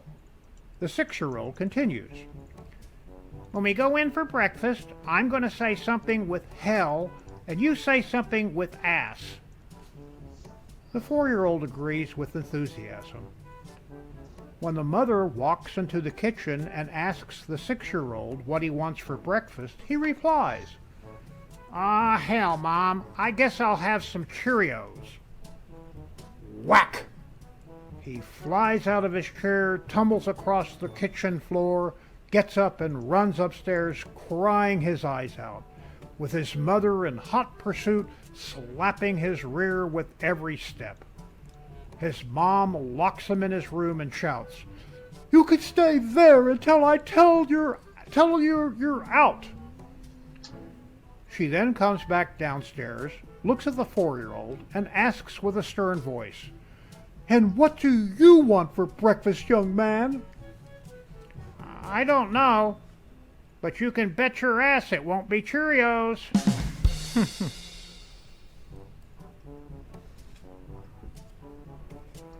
An older, tired-looking dog wandered into my yard. I could tell from his collar and well-fed belly that he had a home and was well taken care of. He calmly came over to me. I gave him a few pats on the head. Then he followed me into my house, slowly walked down the hall, curled up in the corner, and fell asleep.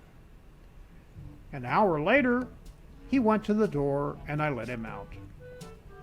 The next day he was back, greeted me in my yard, walked inside, and resumed his spot in the hall, and again slept for about an hour.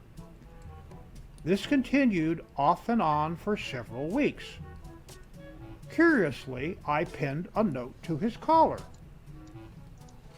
"I would like to find out who the owner of this wonderful sweet dog is and ask if you are aware that almost every afternoon your dog comes to my house for a nap." The next day he arrived for his nap with a different note pinned to his collar.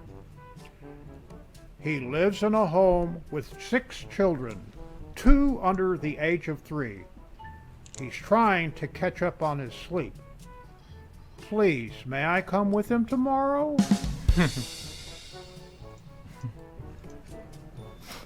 A woman approaches a man and says, "Excuse me, sir, I'm doing a little survey. Can I ask you questions?" The man says, "Yeah, sure." "If you're traveling in a bus and a female gets on the bus and she's got no available seat, would you give up your seat for her?" "No." "What if the lady that got on the bus was pregnant? Would you give up your seat then?" "No." "What if the lady got on the bus was a senior lady? Would you give her her seat then?" "No." "You are one selfish man. You have no manners. You men are all the same."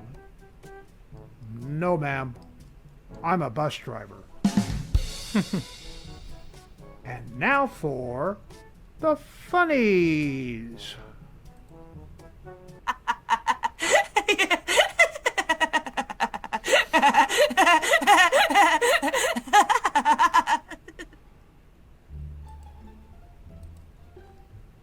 Velcros.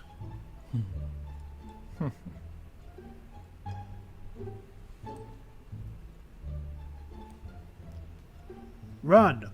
Freeze. Run again. Turn around. Run. No freeze. Every time. So what should I do, mateys? Just walk off the edge? Aren't you going to push me? Hello? Harg. Anyone there? Anyone? Anyone?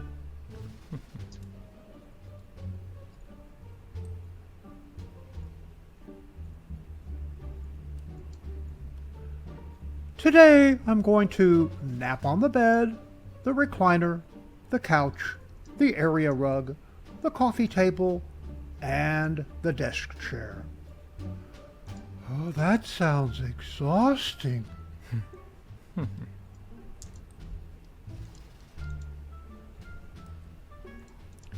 The Craftmatic adjustable bed of nails was the least popular model.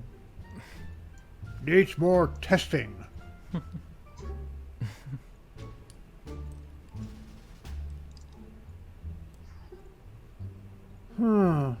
Looks like a loose thread. That's what I thought.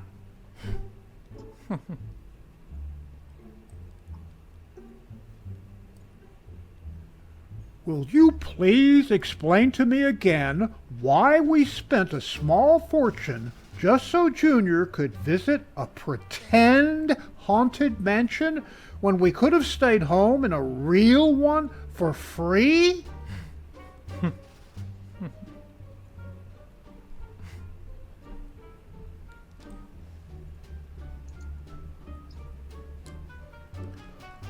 Forget war parties.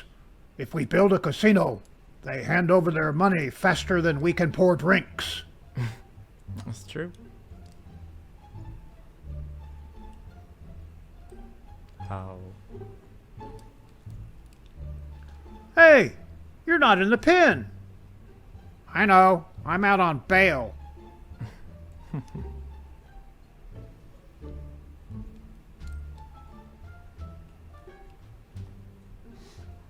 Curtains.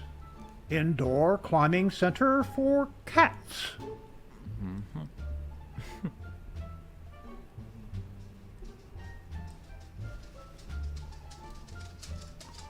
Look, lad, we've a flock of 3,000 to get through.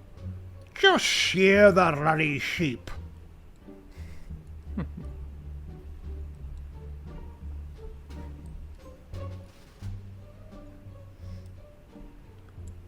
You are headed south. Your destination is straight ahead.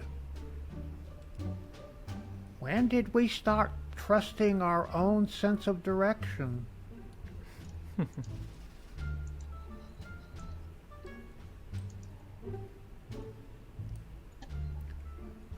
He probably wouldn't snore so much if his cartoonist didn't forget to draw him nostrils.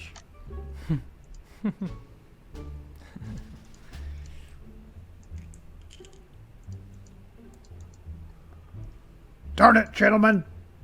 We need someone who's not afraid to poop outside the box. We got one of those.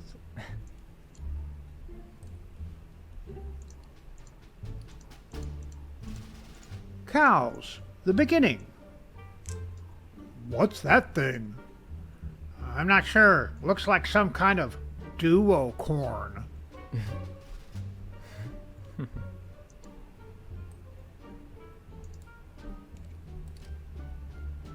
Hey, don't just throw that on the ground. What were you raised by? People?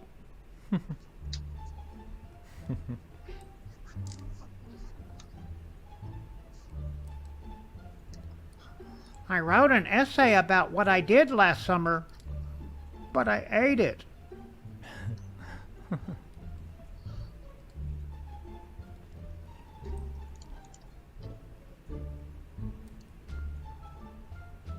Clumsy ghosts.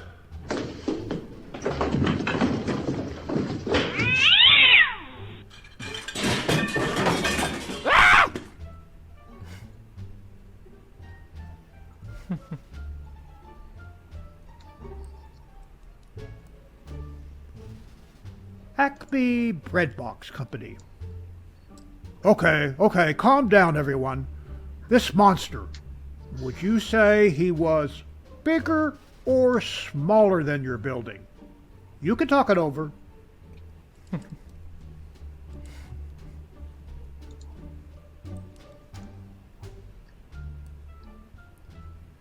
You've left me no choice, Mr. Bond. Stir, stir, stir. No! Shaken, not stirred.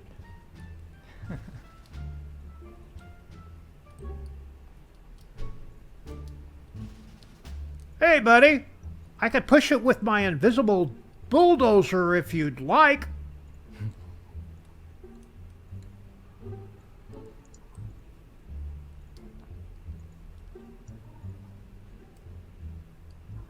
Play dead as long as you want, young man. Those Brussels sprouts will still be there.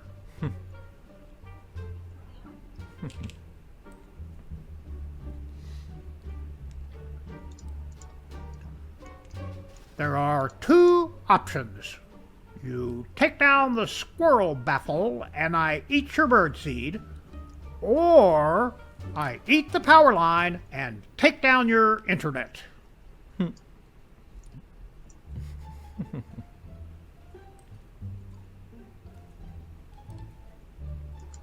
IKEA job interview. Please have a seat.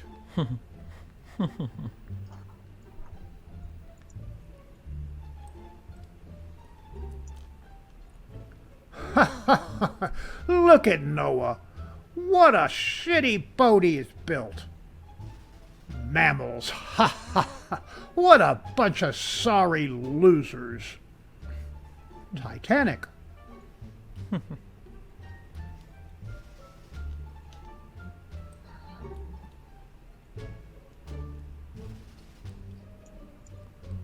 Over here. Roast beef sandwiches. These aren't honeybees. They're Arby's.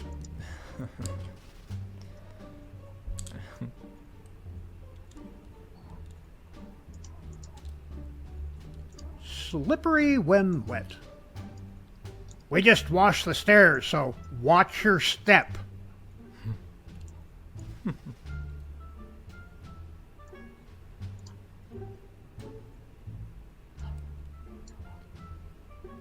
The Tim Bar. Okay, Rick, a couple of more rings and I'm legal.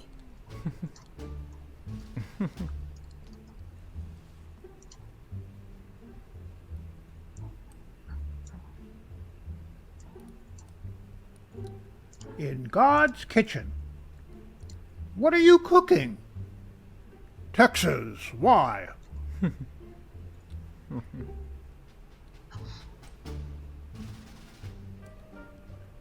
A Texas poem. Barbecue is good, blueberries are tart. If you don't like Texas, well, bless your heart. And that concludes an OPA'S Corner for this week. Mein Hut, der hat 3 Ecken. 3 Ecken hat mein Hut. Und hat nicht 3 Ecken, dann ist es nicht mein Hut. OPA'S Corner is now available on my own YouTube channel. Like, share, and subscribe. Another great OPA'S Corner. Now a word from our good friend and sponsor, JJ. Are you tired of living in constant pain? Do you feel like you've tried every CBD product on the market with no relief? Look no further than JJ's Natural CBD Rub. When I was diagnosed with degenerative disc disease, this was the only product that completely took my pain away. Working with JJ has been a dream come true, and his products have completely changed my life. Don't just take my word for it. Visit JJ's website, jjcbdrub.com, and read hundreds of testimonials from people whose lives have been changed by all of JJ's amazing products. And now, as a Skiba News Nation exclusive, you can get $50 off a 3-pack special of JJ's Natural CBD Rub by texting CBD to 920-382-7720. Don't suffer in silence any longer. Take control of your pain today with JJ's Natural CBD Rub. Again, text CBD to 920-382-7720 for an exclusive discount and start feeling the relief you deserve. The links are in the description below. Thank you as always, JJ. So now it's time for some history.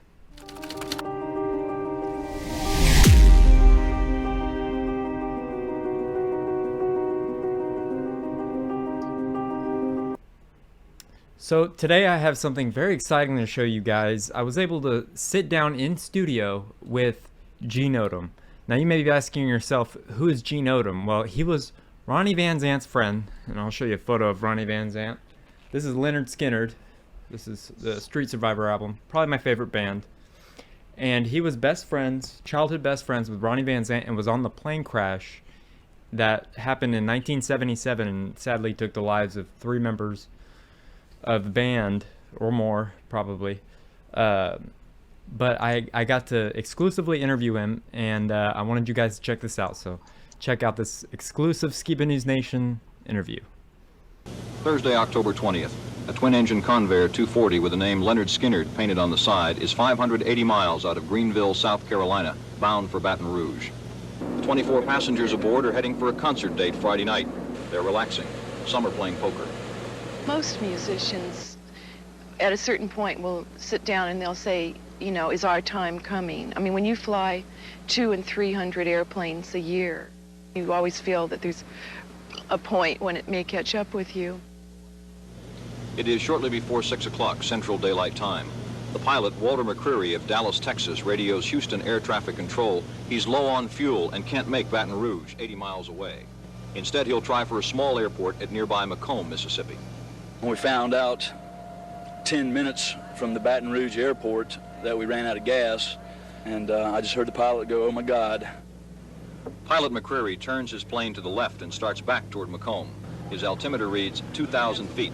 The time is just past 6 o'clock. One of the engines on the Convair quits, probably starved for fuel. My wife and I were out sitting in our backyard, and we heard this plane come over, which it sounded like it was running on one engine. And then all of a sudden I heard that engine go out. By now, Pilot McCreary is desperately looking for a spot for an emergency landing. He follows a pipeline route. For reasons unknown, McCreary changes his mind and heads for a better spot, a pasture off to his left. The Convair 240 is in a glide, 100 yards short of the pasture. The wings are clipping treetops. The plane stalls and goes down. The Lynyrd Skynyrd Band was riding high. They had just released a new album, Street Survivors, and set out on a 5-month cross-country tour to promote it. They were on their way to a concert at Louisiana State University when disaster happened. We began to spiral down, trying to lose altitude, find a place to land. And I thought he was going to make this field, and at the last minute I saw that it wasn't. Started clipping pine trees. And at that point I grabbed a blanket and braced myself and put the blanket over my face. All I saw was treetops. I looked out my window. I was in the middle of the airplane on the right wing. I tried to get close to the back of the airplane as possible. But I got in the middle of the airplane on the right wing, and all I saw was treetops. And at first it wasn't so bad, but then when it hit the middle of the trees, it was horrible. You know, it's an experience nobody wants to ever experience. Never. Pianist Billy Powell, drummer Artemis Pyle, and another passenger managed to climb through a window and go for help. Neighbors who'd heard the crash were among the first rescue workers to arrive. We walked through the woods to the site, and at that time there was nobody on the site. Well, we started getting them out then, getting the ones that were hurt out, and everybody's out too. Under the glare of helicopter floodlights, the 23 victims were pulled one by one from the wreckage, placed on stretchers, and carried 100 yards through dense woods and across a creek to waiting ambulances. They were rushed to Southwest Mississippi Medical Center in Macomb. It took more than an hour to get all the victims to the hospital. 6 are dead. 11 are admitted for treatment after receiving emergency care. 8 are flown to 2 other hospitals in Jackson, Mississippi. 1, drummer Pyle, was treated and released. By all accounts, the hospital staff handled the disaster well. The head doctor credited countless rehearsals, which he said prepared his people for the real thing. Before dawn the next morning, the hospital had compiled a list of 26 names and notified next of kin. The dead, the pilot and co-pilot. Band leader Ronnie Van Zant. Guitarist Steve Gaines. His sister, singer Cassie Gaines. And assistant road manager Dean Kilpatrick of Jacksonville. The 20 survivors included singer Leslie Hawkins, bass guitarist Leon Wilkeson, guitarist Alan Collins, and guitarist Gary Rossington. Wilkeson and Rossington suffered the most severe injuries. He has 2 broken arms, a broken leg, a broken pelvis, a punctured stomach, and a punctured liver. And he's going to be in the hospital in Jackson, Mississippi for about another month. But Leon's got tremendous amounts of internal injuries, and Alan's got a broken, not a broken neck, but a cracked neck. Every airplane crash is methodically investigated by specialists from the National Transportation Safety Board. They look at wreckage as pieces of a puzzle, which when put together will tell them why a plane crashed. The search at the scene even extends to the passenger's luggage. The board looks into about 4,500 mishaps a year. To the field investigators, wreckage is routine business. But for the rest of us who saw the remains of Lynyrd Skynyrd's Convair 240, the sight is unforgettable. You can't even realize, seeing one of these things on television, exactly what a crash of this magnitude looks like. Up there, sitting against the tree, is a piece of an airplane wing, torn away from the rest of the airplane. Lying down there, at the base of the tree, is the engine. And that back there, that twisted metal back there, is the fuselage of the plane, which sort of was turned around a corner. It was just terrible. People were hollering, screaming, and I've never witnessed anything before in my lifetime. It was just a disaster to me. I've never seen anything like it. And it just hit me hard. 9 days have passed since the crash, and the investigation has really only just begun. Authorities still believe the plane ran out of gas. But why? Didn't they put enough gas in the tanks? Or was there a leak? We won't know the answers to those questions for at least a month. Gary Rossington and Leon Wilkeson are still hospitalized in the intensive care unit. They could stay there anywhere from 2 more weeks to a month. Leslie Hawkins has had extensive plastic surgery on her face. Alan Collins is moving around despite a huge plaster cast for his cracked neck. Artemis Pyle is not in the hospital, but friends say he is still not recovered from the shock. What about Lynyrd Skynyrd? Will there be a Lynyrd Skynyrd after this? I don't think so. So, I got some questions here, but we can go off script if you want. It's your show. You just do what you want to do. So, let me just introduce you first. So, hey Skiba News Nation family, today we got a very special guest for you guys today. His name is Gene Odom. He was best friends with Ronnie Van Zant, and sadly, he was on the plane that crashed. He luckily survived and is here to tell his story, and he is furthering his best friend's legacy by doing this awesome tour. So, I'd like to welcome Gene Odom. Welcome, Gene. Welcome. So, as I said, you were best friends with Ronnie Van Zant. Can we pull up some of those photos first? And maybe you can tell me more about them. Yeah, that was, we were leaving Greenville, going to the hotel. Okay. And they had, there was some limousines there, but there was I think that was an old truck or a car. Me and Ryan rode in that. And this is where the memorial is. That's Mississippi, yeah. So that's where it went down, and I've seen videos of it. It's so beautiful. It's magnificent, and we're going to have another one being built. Really? Just for Ronnie. It's a monument for Ronnie. It's going to be full length. He's going to be standing up full length, and on the back will be the poem that I wrote about the airplane crash in Mississippi. That's super cool. And the unveiling is going to be October 20th. If you don't do anything, bring your camera out to Mississippi for the unveiling. I would love to. It's going to be a big, there's going to be thousands of people there. It's going to be big. Yeah. I would love to. And then this is you and Ronnie, right? Playing poker, yeah.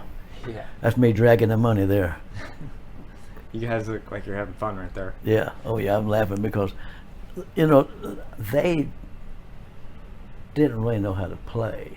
They did know how to play poker, but they didn't really understand which hands were better than other hands, or which hands you had a potential to hit if you were betting, you know. And so it was kind of like taking candy from a baby, you know.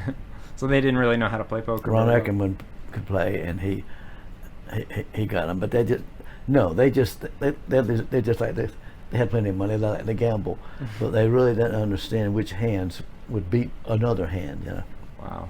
And then this is you and Ronnie. Yeah, that was, you know what, that may have been the very first day that I went out with him. He had that shirt made for me. It said, "God forgives, I don't," you know. And that was early on when I started with him. Yeah. Being a lifelong friend of Ronnie Van Zant, can you tell me, like, your earliest memories of just like growing up together, or kids? You know, about toddlers, and I was born right downtown Jacksonville. And then we moved over to Mull Street. Ronnie's house was here on the corner of Woodcrest and Mull, and we moved on Mull Street about 4 houses down, and we lived there. And then we moved back downtown Jacksonville under the Matthews Bridge for about a year and a half, about 1958, 57, 58, for about a year. So then we moved back to the west side, and we didn't move on Mull Street, we moved on the next street over at Pangola. And that's where I grew up, and me and Ronnie, run around together and fished and rode bicycles, and kids, even before we could ride bicycles, as far as I could think back, we were kids. That's awesome. And I know that we had talked earlier, but you mentioned fishing, and your grandson is doing something actually kind of cool with fishing with you, because you were Ronnie's lifelong fishing buddy. Oh yeah. I see. Let me see if I got the card. Yeah, and I love to fish too. And he's just started this. He started a guide service. It's called High Brass Guide Service LLC, and he does bass fishing, frog gigging, and duck hunting when it's duck season. And if you would like to go bass fishing with my grandson, you can contact him at swampwars@yahoo.com, SWAMPWARS @yahoo.com. And he's just central, south of Central Florida. Frogs I think they got 200 frog legs, so that means 100 frogs. Name's Colby Crabtree. Cool. Good kid. So he kind of learned how to do tours probably through you, because that's how you honor your best friend's legacy. It's you do tours all around where you guys grew up. And well, can you tell me, because many people often forget that, rock stars and people that are famous, they forget that they're real people, which I can relate to, being in the music business. I was for a long time. Can you tell me who he was as a person? What was he truly like that people don't know? I mean, just an old boy that loved to go fishing, barefoot country boy, and loved everybody. Give you the shirt off his back if you're asking for it. Asking for 50 cents or a dime to get some coffee, he'd give you all the money he had, or I had, or we had, whoever, however people was there, he'd give you all of it. But he was a great person, and when he started wanting to play music, that was, 1964. Wow. When he went to see the Stones, they played at Jacksonville there at the stadium, Gator Bowl, and he came back. He'd already flopped at wanting to be a boxer like Cassius Clay. Mm-hmm. As this guy went and beat the hell out of him, so that changed his mind about wanting to be a boxer. Then he wanted to be a running back like Jim Brown, and he made the team first play from scrimmage, first practice game, first play from scrimmage. He got the ball and broke his ankle all to hell, so he couldn't be drafted. Yeah. That made him 4F. So then we saw the Stones, he wanted to be a singer, so the rest of it's history. Yeah, because that's so crazy, because later he would, Lynyrd Skynyrd opened for the Stones. Yeah. And there's that famous footage of Ronnie pushing them out on the tongue, because wasn't it legend, you weren't allowed to be on the tongue unless you were the Rolling Stones, Because there was a rule not to go out on the tongue, because the tongue with the Stones, that was going to be their whole look. So Ronnie walked us all the way down just to defy that order. Alan went out all the way to the score stop, and he went to his cord, jerked him back around. Mick Jagger was mad. It took their breath away to see how well we went over and how we broke their only rule: don't go out on the tongue. It was the Rolling Stones, Mick Jagger's.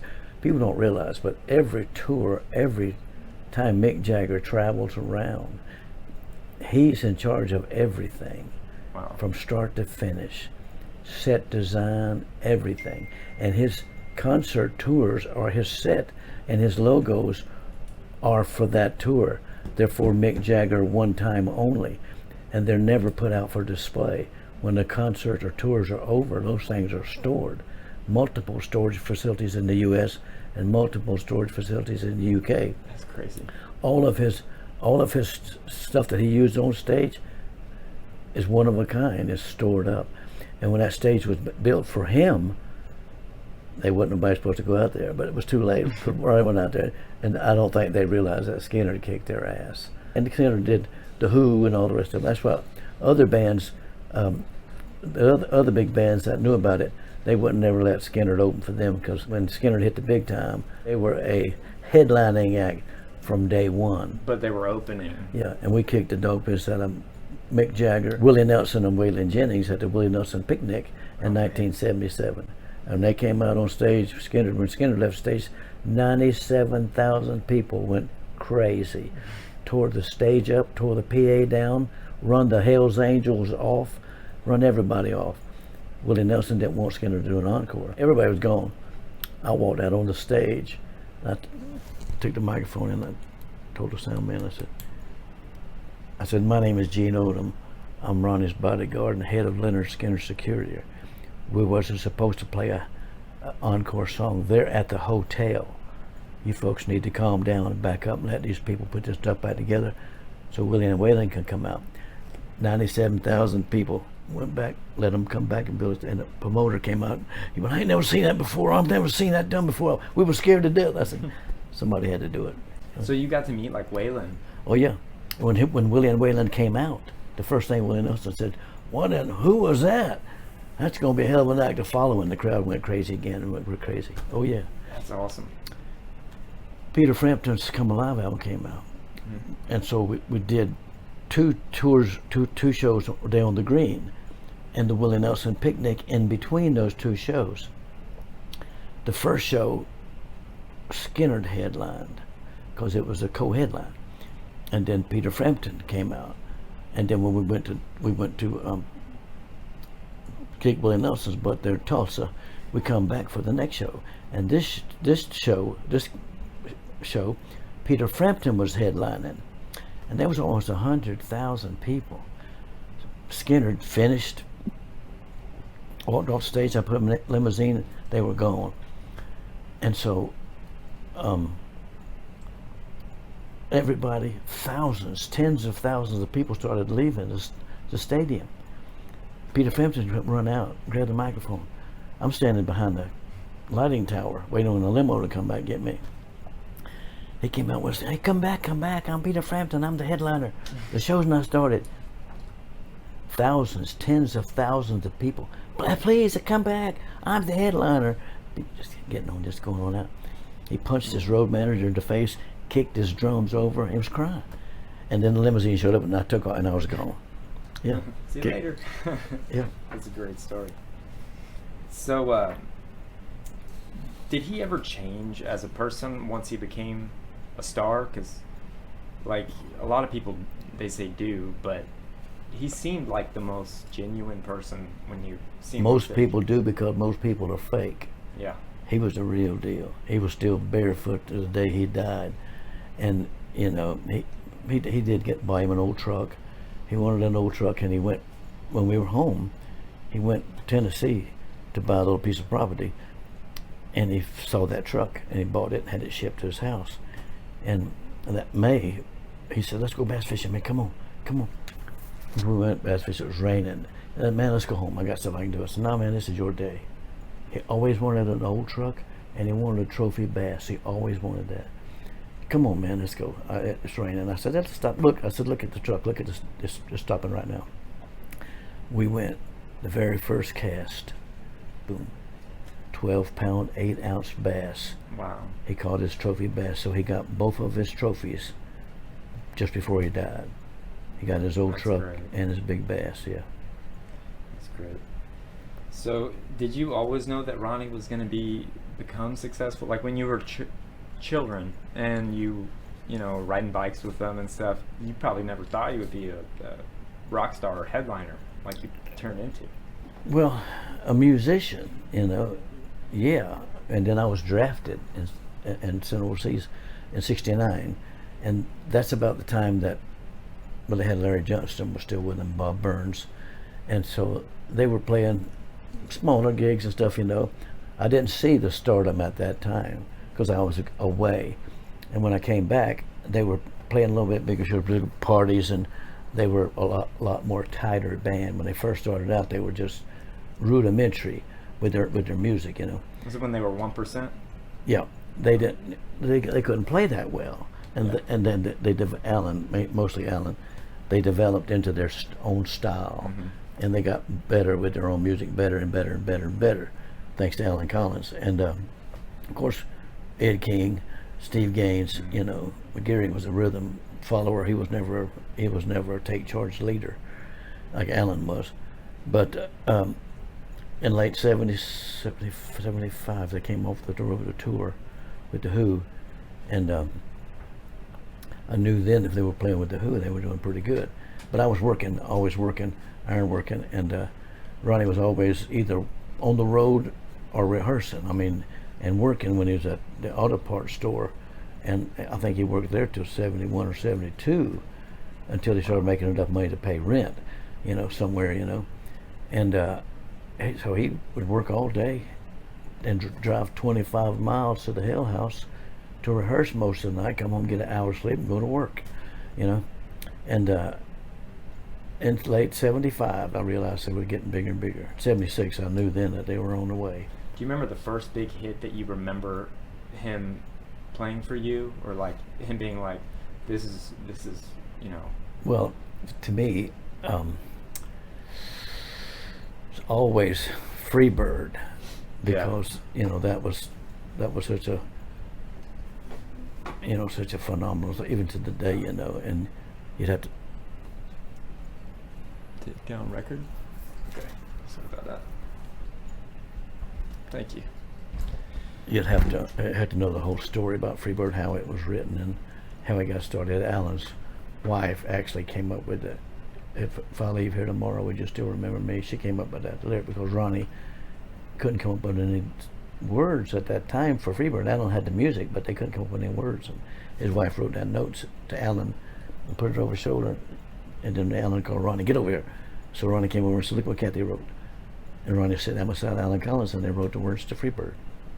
Just that quick. I heard he memorized the song and he whispered it. He never wrote it down. He never wrote nothing down. Isn't that amazing? I think that's an amazing thing as a musician. Like that, that's hard to remember a song like that in your head. All the songs, you know. And I remember his logo, his theory was, if it's not good enough to remember, it's not good enough writing down. You know, something like that's what he said. But yeah, he had a photographic memory, no doubt about that. So, when did Ronnie ask you to become the head of security? In 75, he said, I was laid off and went out for a couple of days.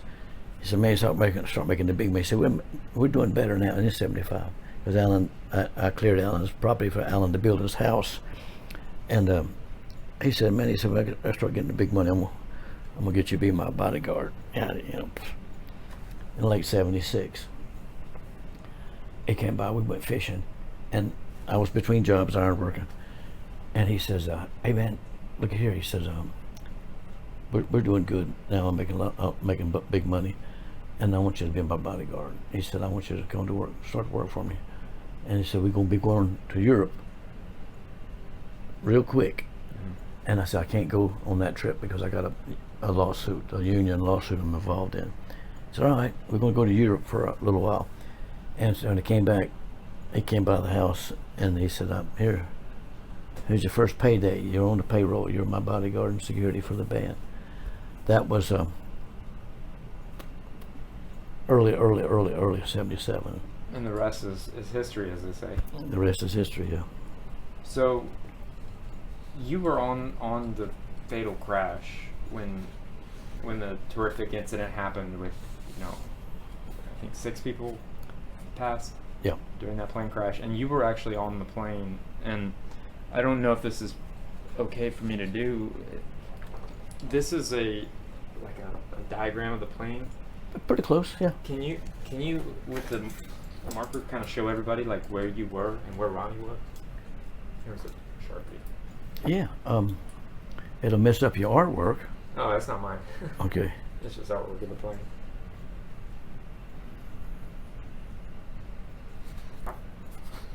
You got more of these? Yeah, I got this one. I like to have one. Yeah. I like to have one of these. Okay. Absolutely. Now, I'm not an artist by no means. And so I'll start from, this was the only way she could really do it. And this plane, this fuselage, this is more authentic here. That would be the pilots. The pilots were right behind the pilots. Okay, there was a door. And then right behind that was a the little galley, the bathroom. And then there was the couch.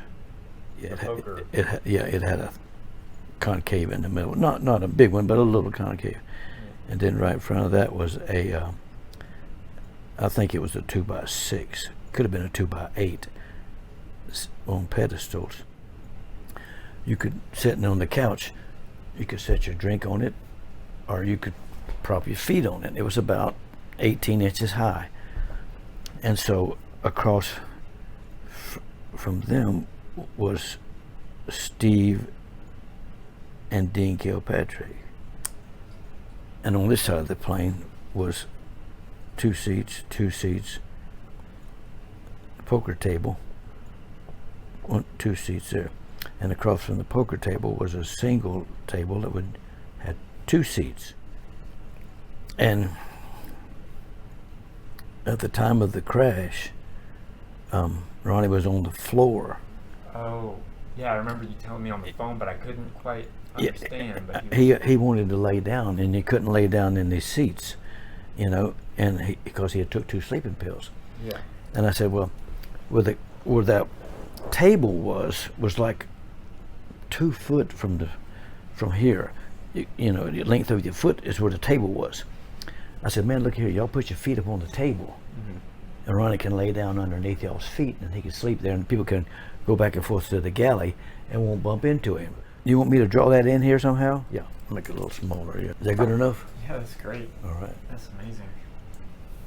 So you actually tried to save Ronnie's life. Oh yeah, man, I got him up off the floor and strapped him between Alan and Gary, And see what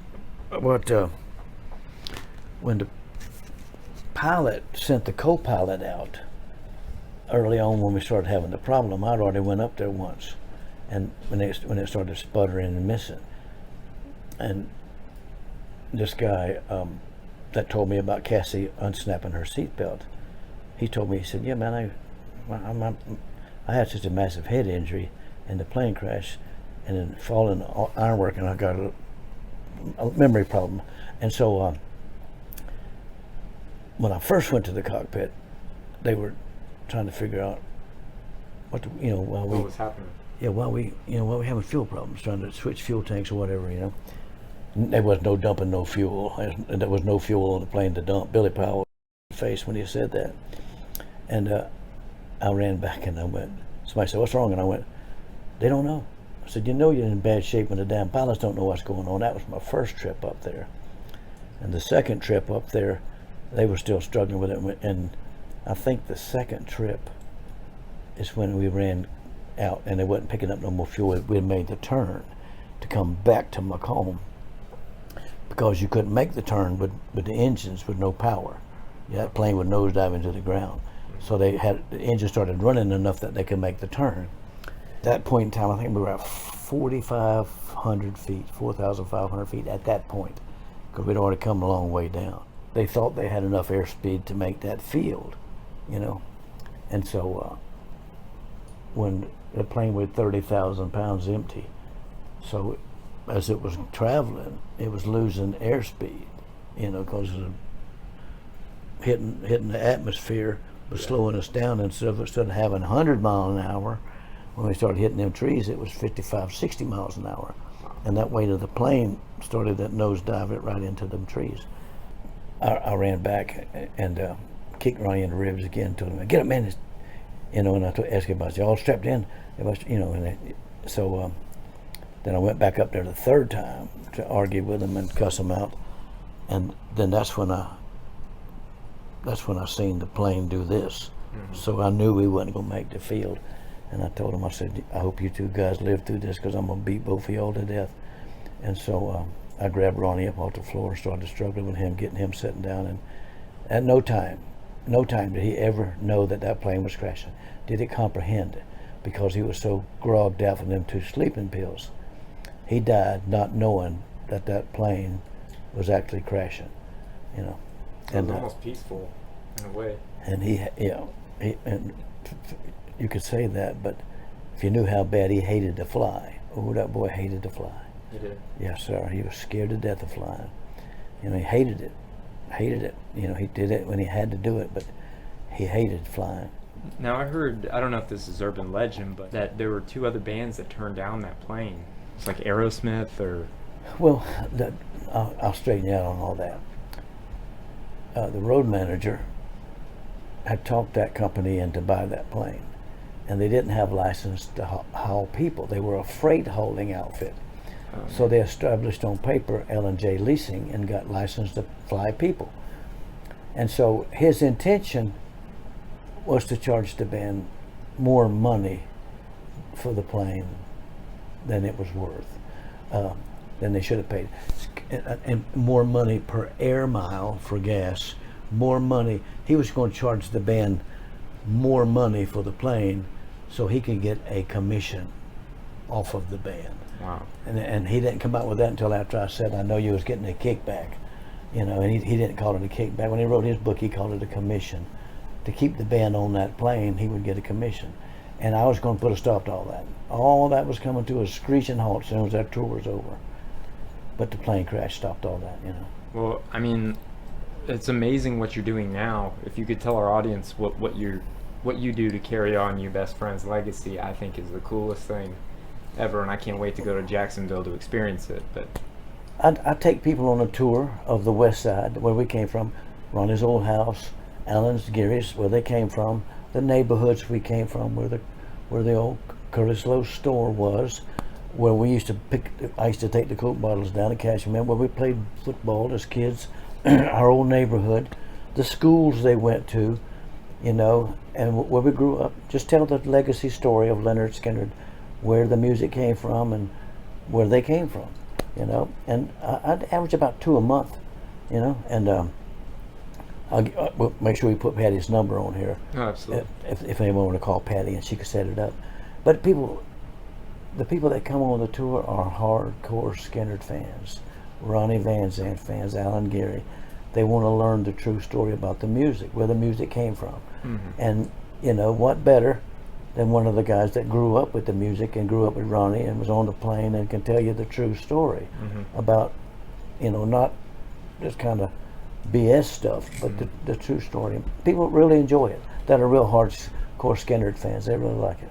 Well, I'm going to call it this episode the true story of what happened to Lynyrd Skynyrd, told by Gene Odom, because you were there. I know there's a lot of false stories out there, and we won't really get into that. But there's also the movie that I did called The Last 72 Hours of Lynyrd Skynyrd. That's none of that Artemis BS, you know. And that movie, his movie was 100% garbage. It's good, and people still watch it. And how could they watch that? Amazon or Netflix, I think it's on them. It's called The Last 72 Hours of Lynyrd Skynyrd. You can pull it up. Yeah. Okay, so everybody go check that out. You've also, I believe, wrote a book, right? I wrote a couple of books, yeah, and it's called Lynyrd Skynyrd, Remembering the Free Birds of Southern Rock. Amazon has it.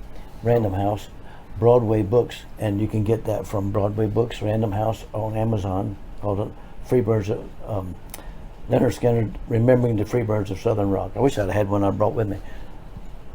And then you also have shirts, right? I'm not selling my white t-shirt, but I have some shirts, yeah. I have one that says, Old Lynyrd Skynyrd Music Still Kicks Ass, and it has all of the dead people on their names are on the shirt.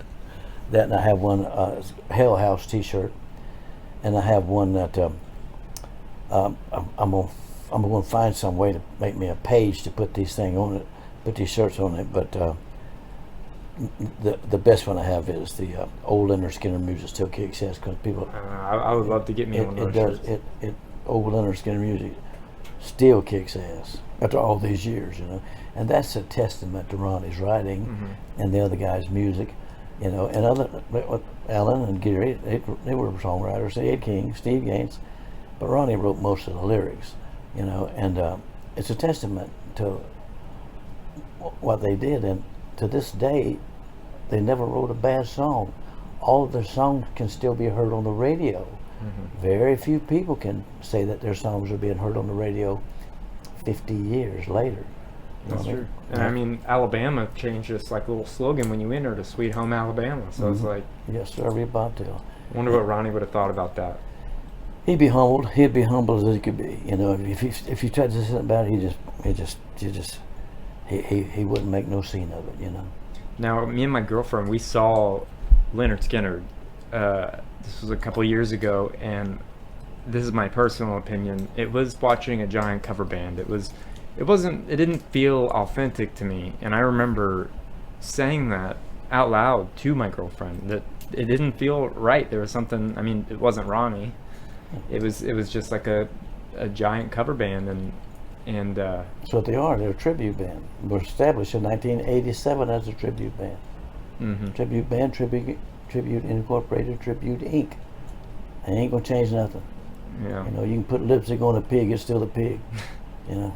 And then, like, what do you think Ronnie would think today about like cancel culture? Like, I know that I mean, behind him, the rebel flag used to be something like this. It stood for Southern pride, you know. And today they would cancel this, or they would say like they were racist. But in my opinion, and I've actually debated people, they're like, that music is racist. I said, why? Have you listened to their music?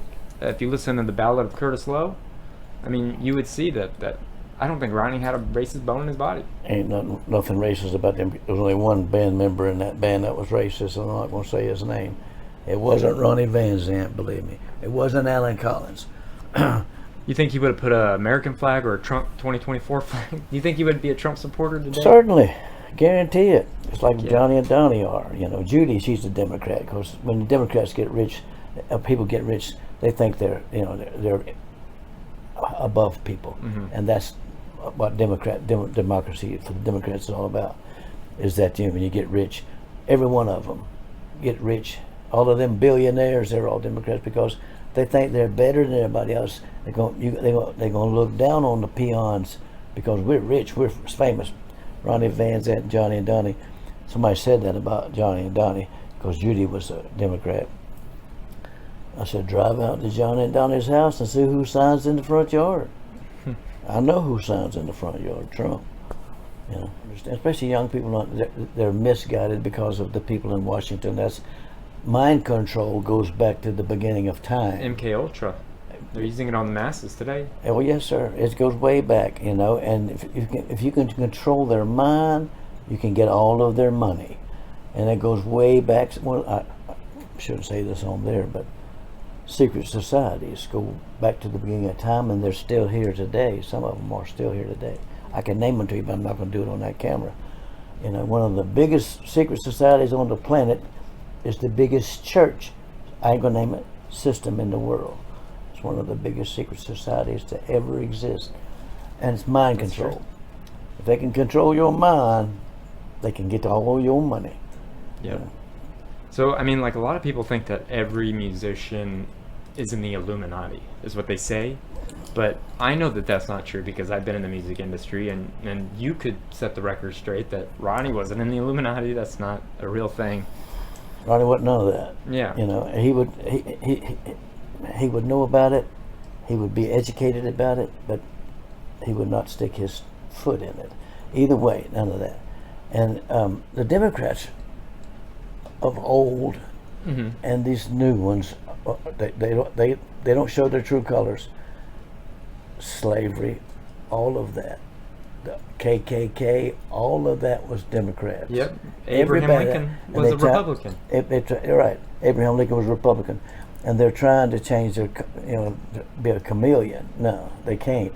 Because if they can get control of your mind, they can get control of your money and keep you under their thumb. But times are different and things are different, and there's too many organizations, countries, one, maybe two, one for sure, maybe two, that could put a stop to all that. And if the youth has no idea what they're facing in 5, 10, 15, 20 years. If people like the Republicans and Trump don't put their foot down, put a stop to it. Young people can't see that. But the problem with young people and Democrats is they have to be protected also.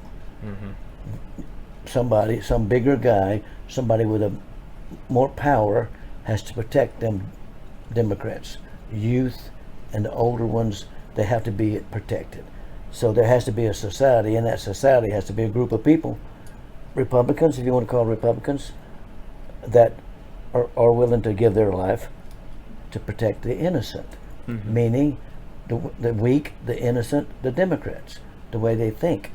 You know, and I'm not a politician by no means, but they have to be protected. Somebody has to protect them.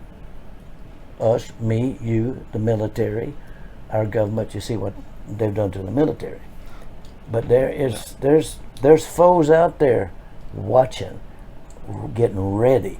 If you don't think the Chinese ain't in this country, have infiltrated this country, big time, you're wrong.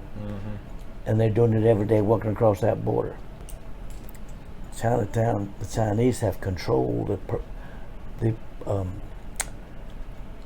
prostitution market since the beginning of time, and they still control it in California and many places around the world.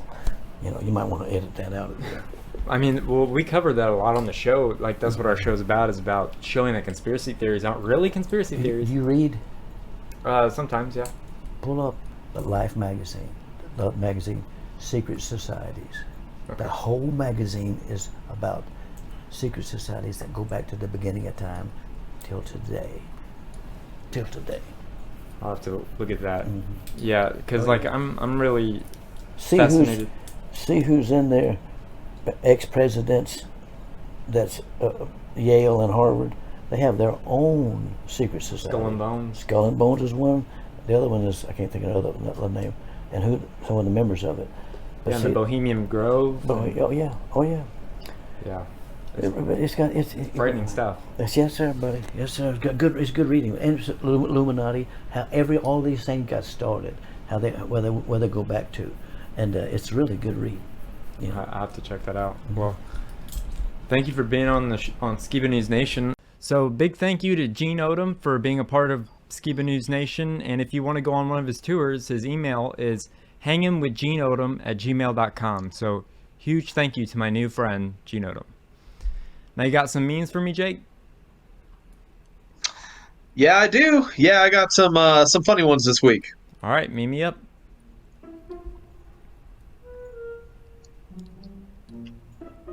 I vanished. What happened to Jeremiah? Oh no!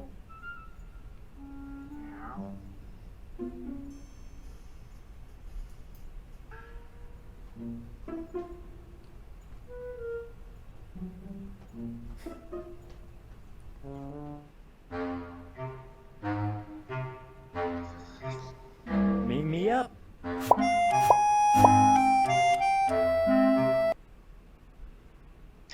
So I guess Charlie's going to be having his own segment here on Skiba News Nation soon. He's going to take over the history segment because Jeremiah is nowhere to be found, right? Yep. Cat corner. All right. So got some funny memes, some shared by Opa, some others that I thought were funny. Here's one. The awkward moment when you drive your Chevy to the levee isn't dry. This is what happens when you're drinking whiskey and dry. All right. Just one question. Why? Now, I know this is a common practice down there in Texas. They have some crazy roads whenever we go visit. We always get lost. Yep. That is a normal Texas road, for sure. Oh, yeah. Here's one. When I retire, I will have a little house on a lakeside. And it's just this dude sitting in a little mud pond with a tiny person house. Oh, man. Been canning soup this week, getting ready for winter. Follow me for more recipes. Home settings more than putting an actual can in a jar. So, All right. Here's the how-to on building your own lunar lander. Step A, get cardboard, gray tarp, drawing pins, curtain rods, aluminum foil, yellow cellophane, desk lampshades, and garbage bin lids. And there you go. You have a lunar lander. Don't forget your camera to fake it all. Yeah. This is a horse trailer, and it says, "Caution, floor covered with political promise." Political promises. Yeah, how true. All right. History tends to repeat itself. In the 1950s, we had vinyl, and in 2023, what do you know? We're back with vinyl again. Honestly, I don't think vinyl ever went away. I think people have always been big vinyl collectors, fans over the years. Well, all my vinyls are original. I don't like to buy the new ones, so I only buy originals like this one was OPA'S. So luckily he saved his vinyls, so they never went away. You're right. That's awesome.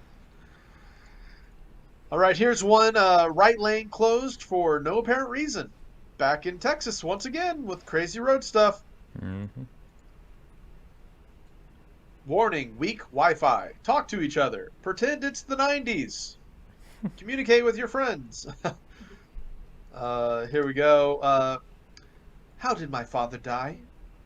Do you know the game The Floor is Lava? Well, he wasn't very good. Oh, that's pretty dark. Poor Anakin, right? Mm-hmm. Genders are like the Twin Towers. There used to be 2 of them, and now it's a sensitive topic. I sent you that for one. some people. Yeah, that was a good one. Your vibe attracts your tribe. My tribe looks like these people. Conspiracy theorist vibe? I guess so. Here's another Star Wars meme for us. Sierra and I have been watching the new Star Wars show that's recently come out. So had to include these. 3PO, engage! As you wish, maker. Yeah, it's like the Star Wars twist if Darth Vader was like, C-3PO, remember I made you, and he turned him against him. It would have been a big twist, but of course it didn't happen that way.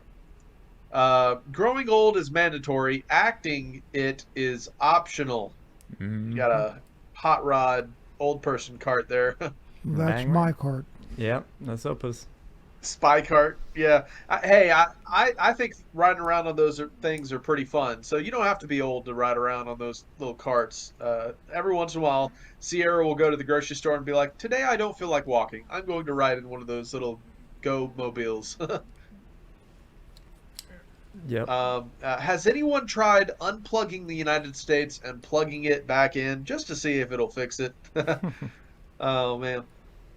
Adam confused by new creature God put in garden as he is not a biologist. Yeah, that's not how it happened. But it's funny. I knew joining Ancestry.com would be a bad idea. Find out who you're really related to, right? Yeah. What a creepy picture. Here's a failed mobile coffee house design. When you slide it open, instead of saying Starbucks, it says sucks. Okay, and just in, life's not fair, get over it. So, all right, guys, that's all the memes this week. Well, Jake, thank you for another great current news and memes as always. Opa, thank you for another great OPA'S Corner. I hope you guys enjoyed our exclusive interview with Gene Odom. We hope you enjoyed today's episode. Never quit fighting. Let no man deceive you. Thank you for standing alongside us as we fight for justice and continue our quest for truth. Subscribe and stay tuned. If you would like to submit a story, topic, or have any other inquiries, please email submit@skibanewsnation.com. Also, you can email Jeremiah Skiba personally at jeremiah@skibanewsnation.com. Also, email Jake personally at jake@skibanewsnation.com. If you want to write us a letter, send us something, help support us, or just say hi, please send your letter to Jeremiah Skiba, P.O. Box 560-271, The Colony, Texas 75056. If you write us a letter, I'll do my best to write you back. Hey, Skiba News Nation family, thank you for watching. Please like, share, subscribe, and click that notification bell so you never miss an episode of Skiba News Nation. If you want to help support us, please consider becoming a Patreon, where you will get exclusive content, shoutouts, and much more. And you can also support our channel by getting yourself some new Skiba News Nation merch. Thank you for coming on this journey with us as we continue to stay on the quest for truth.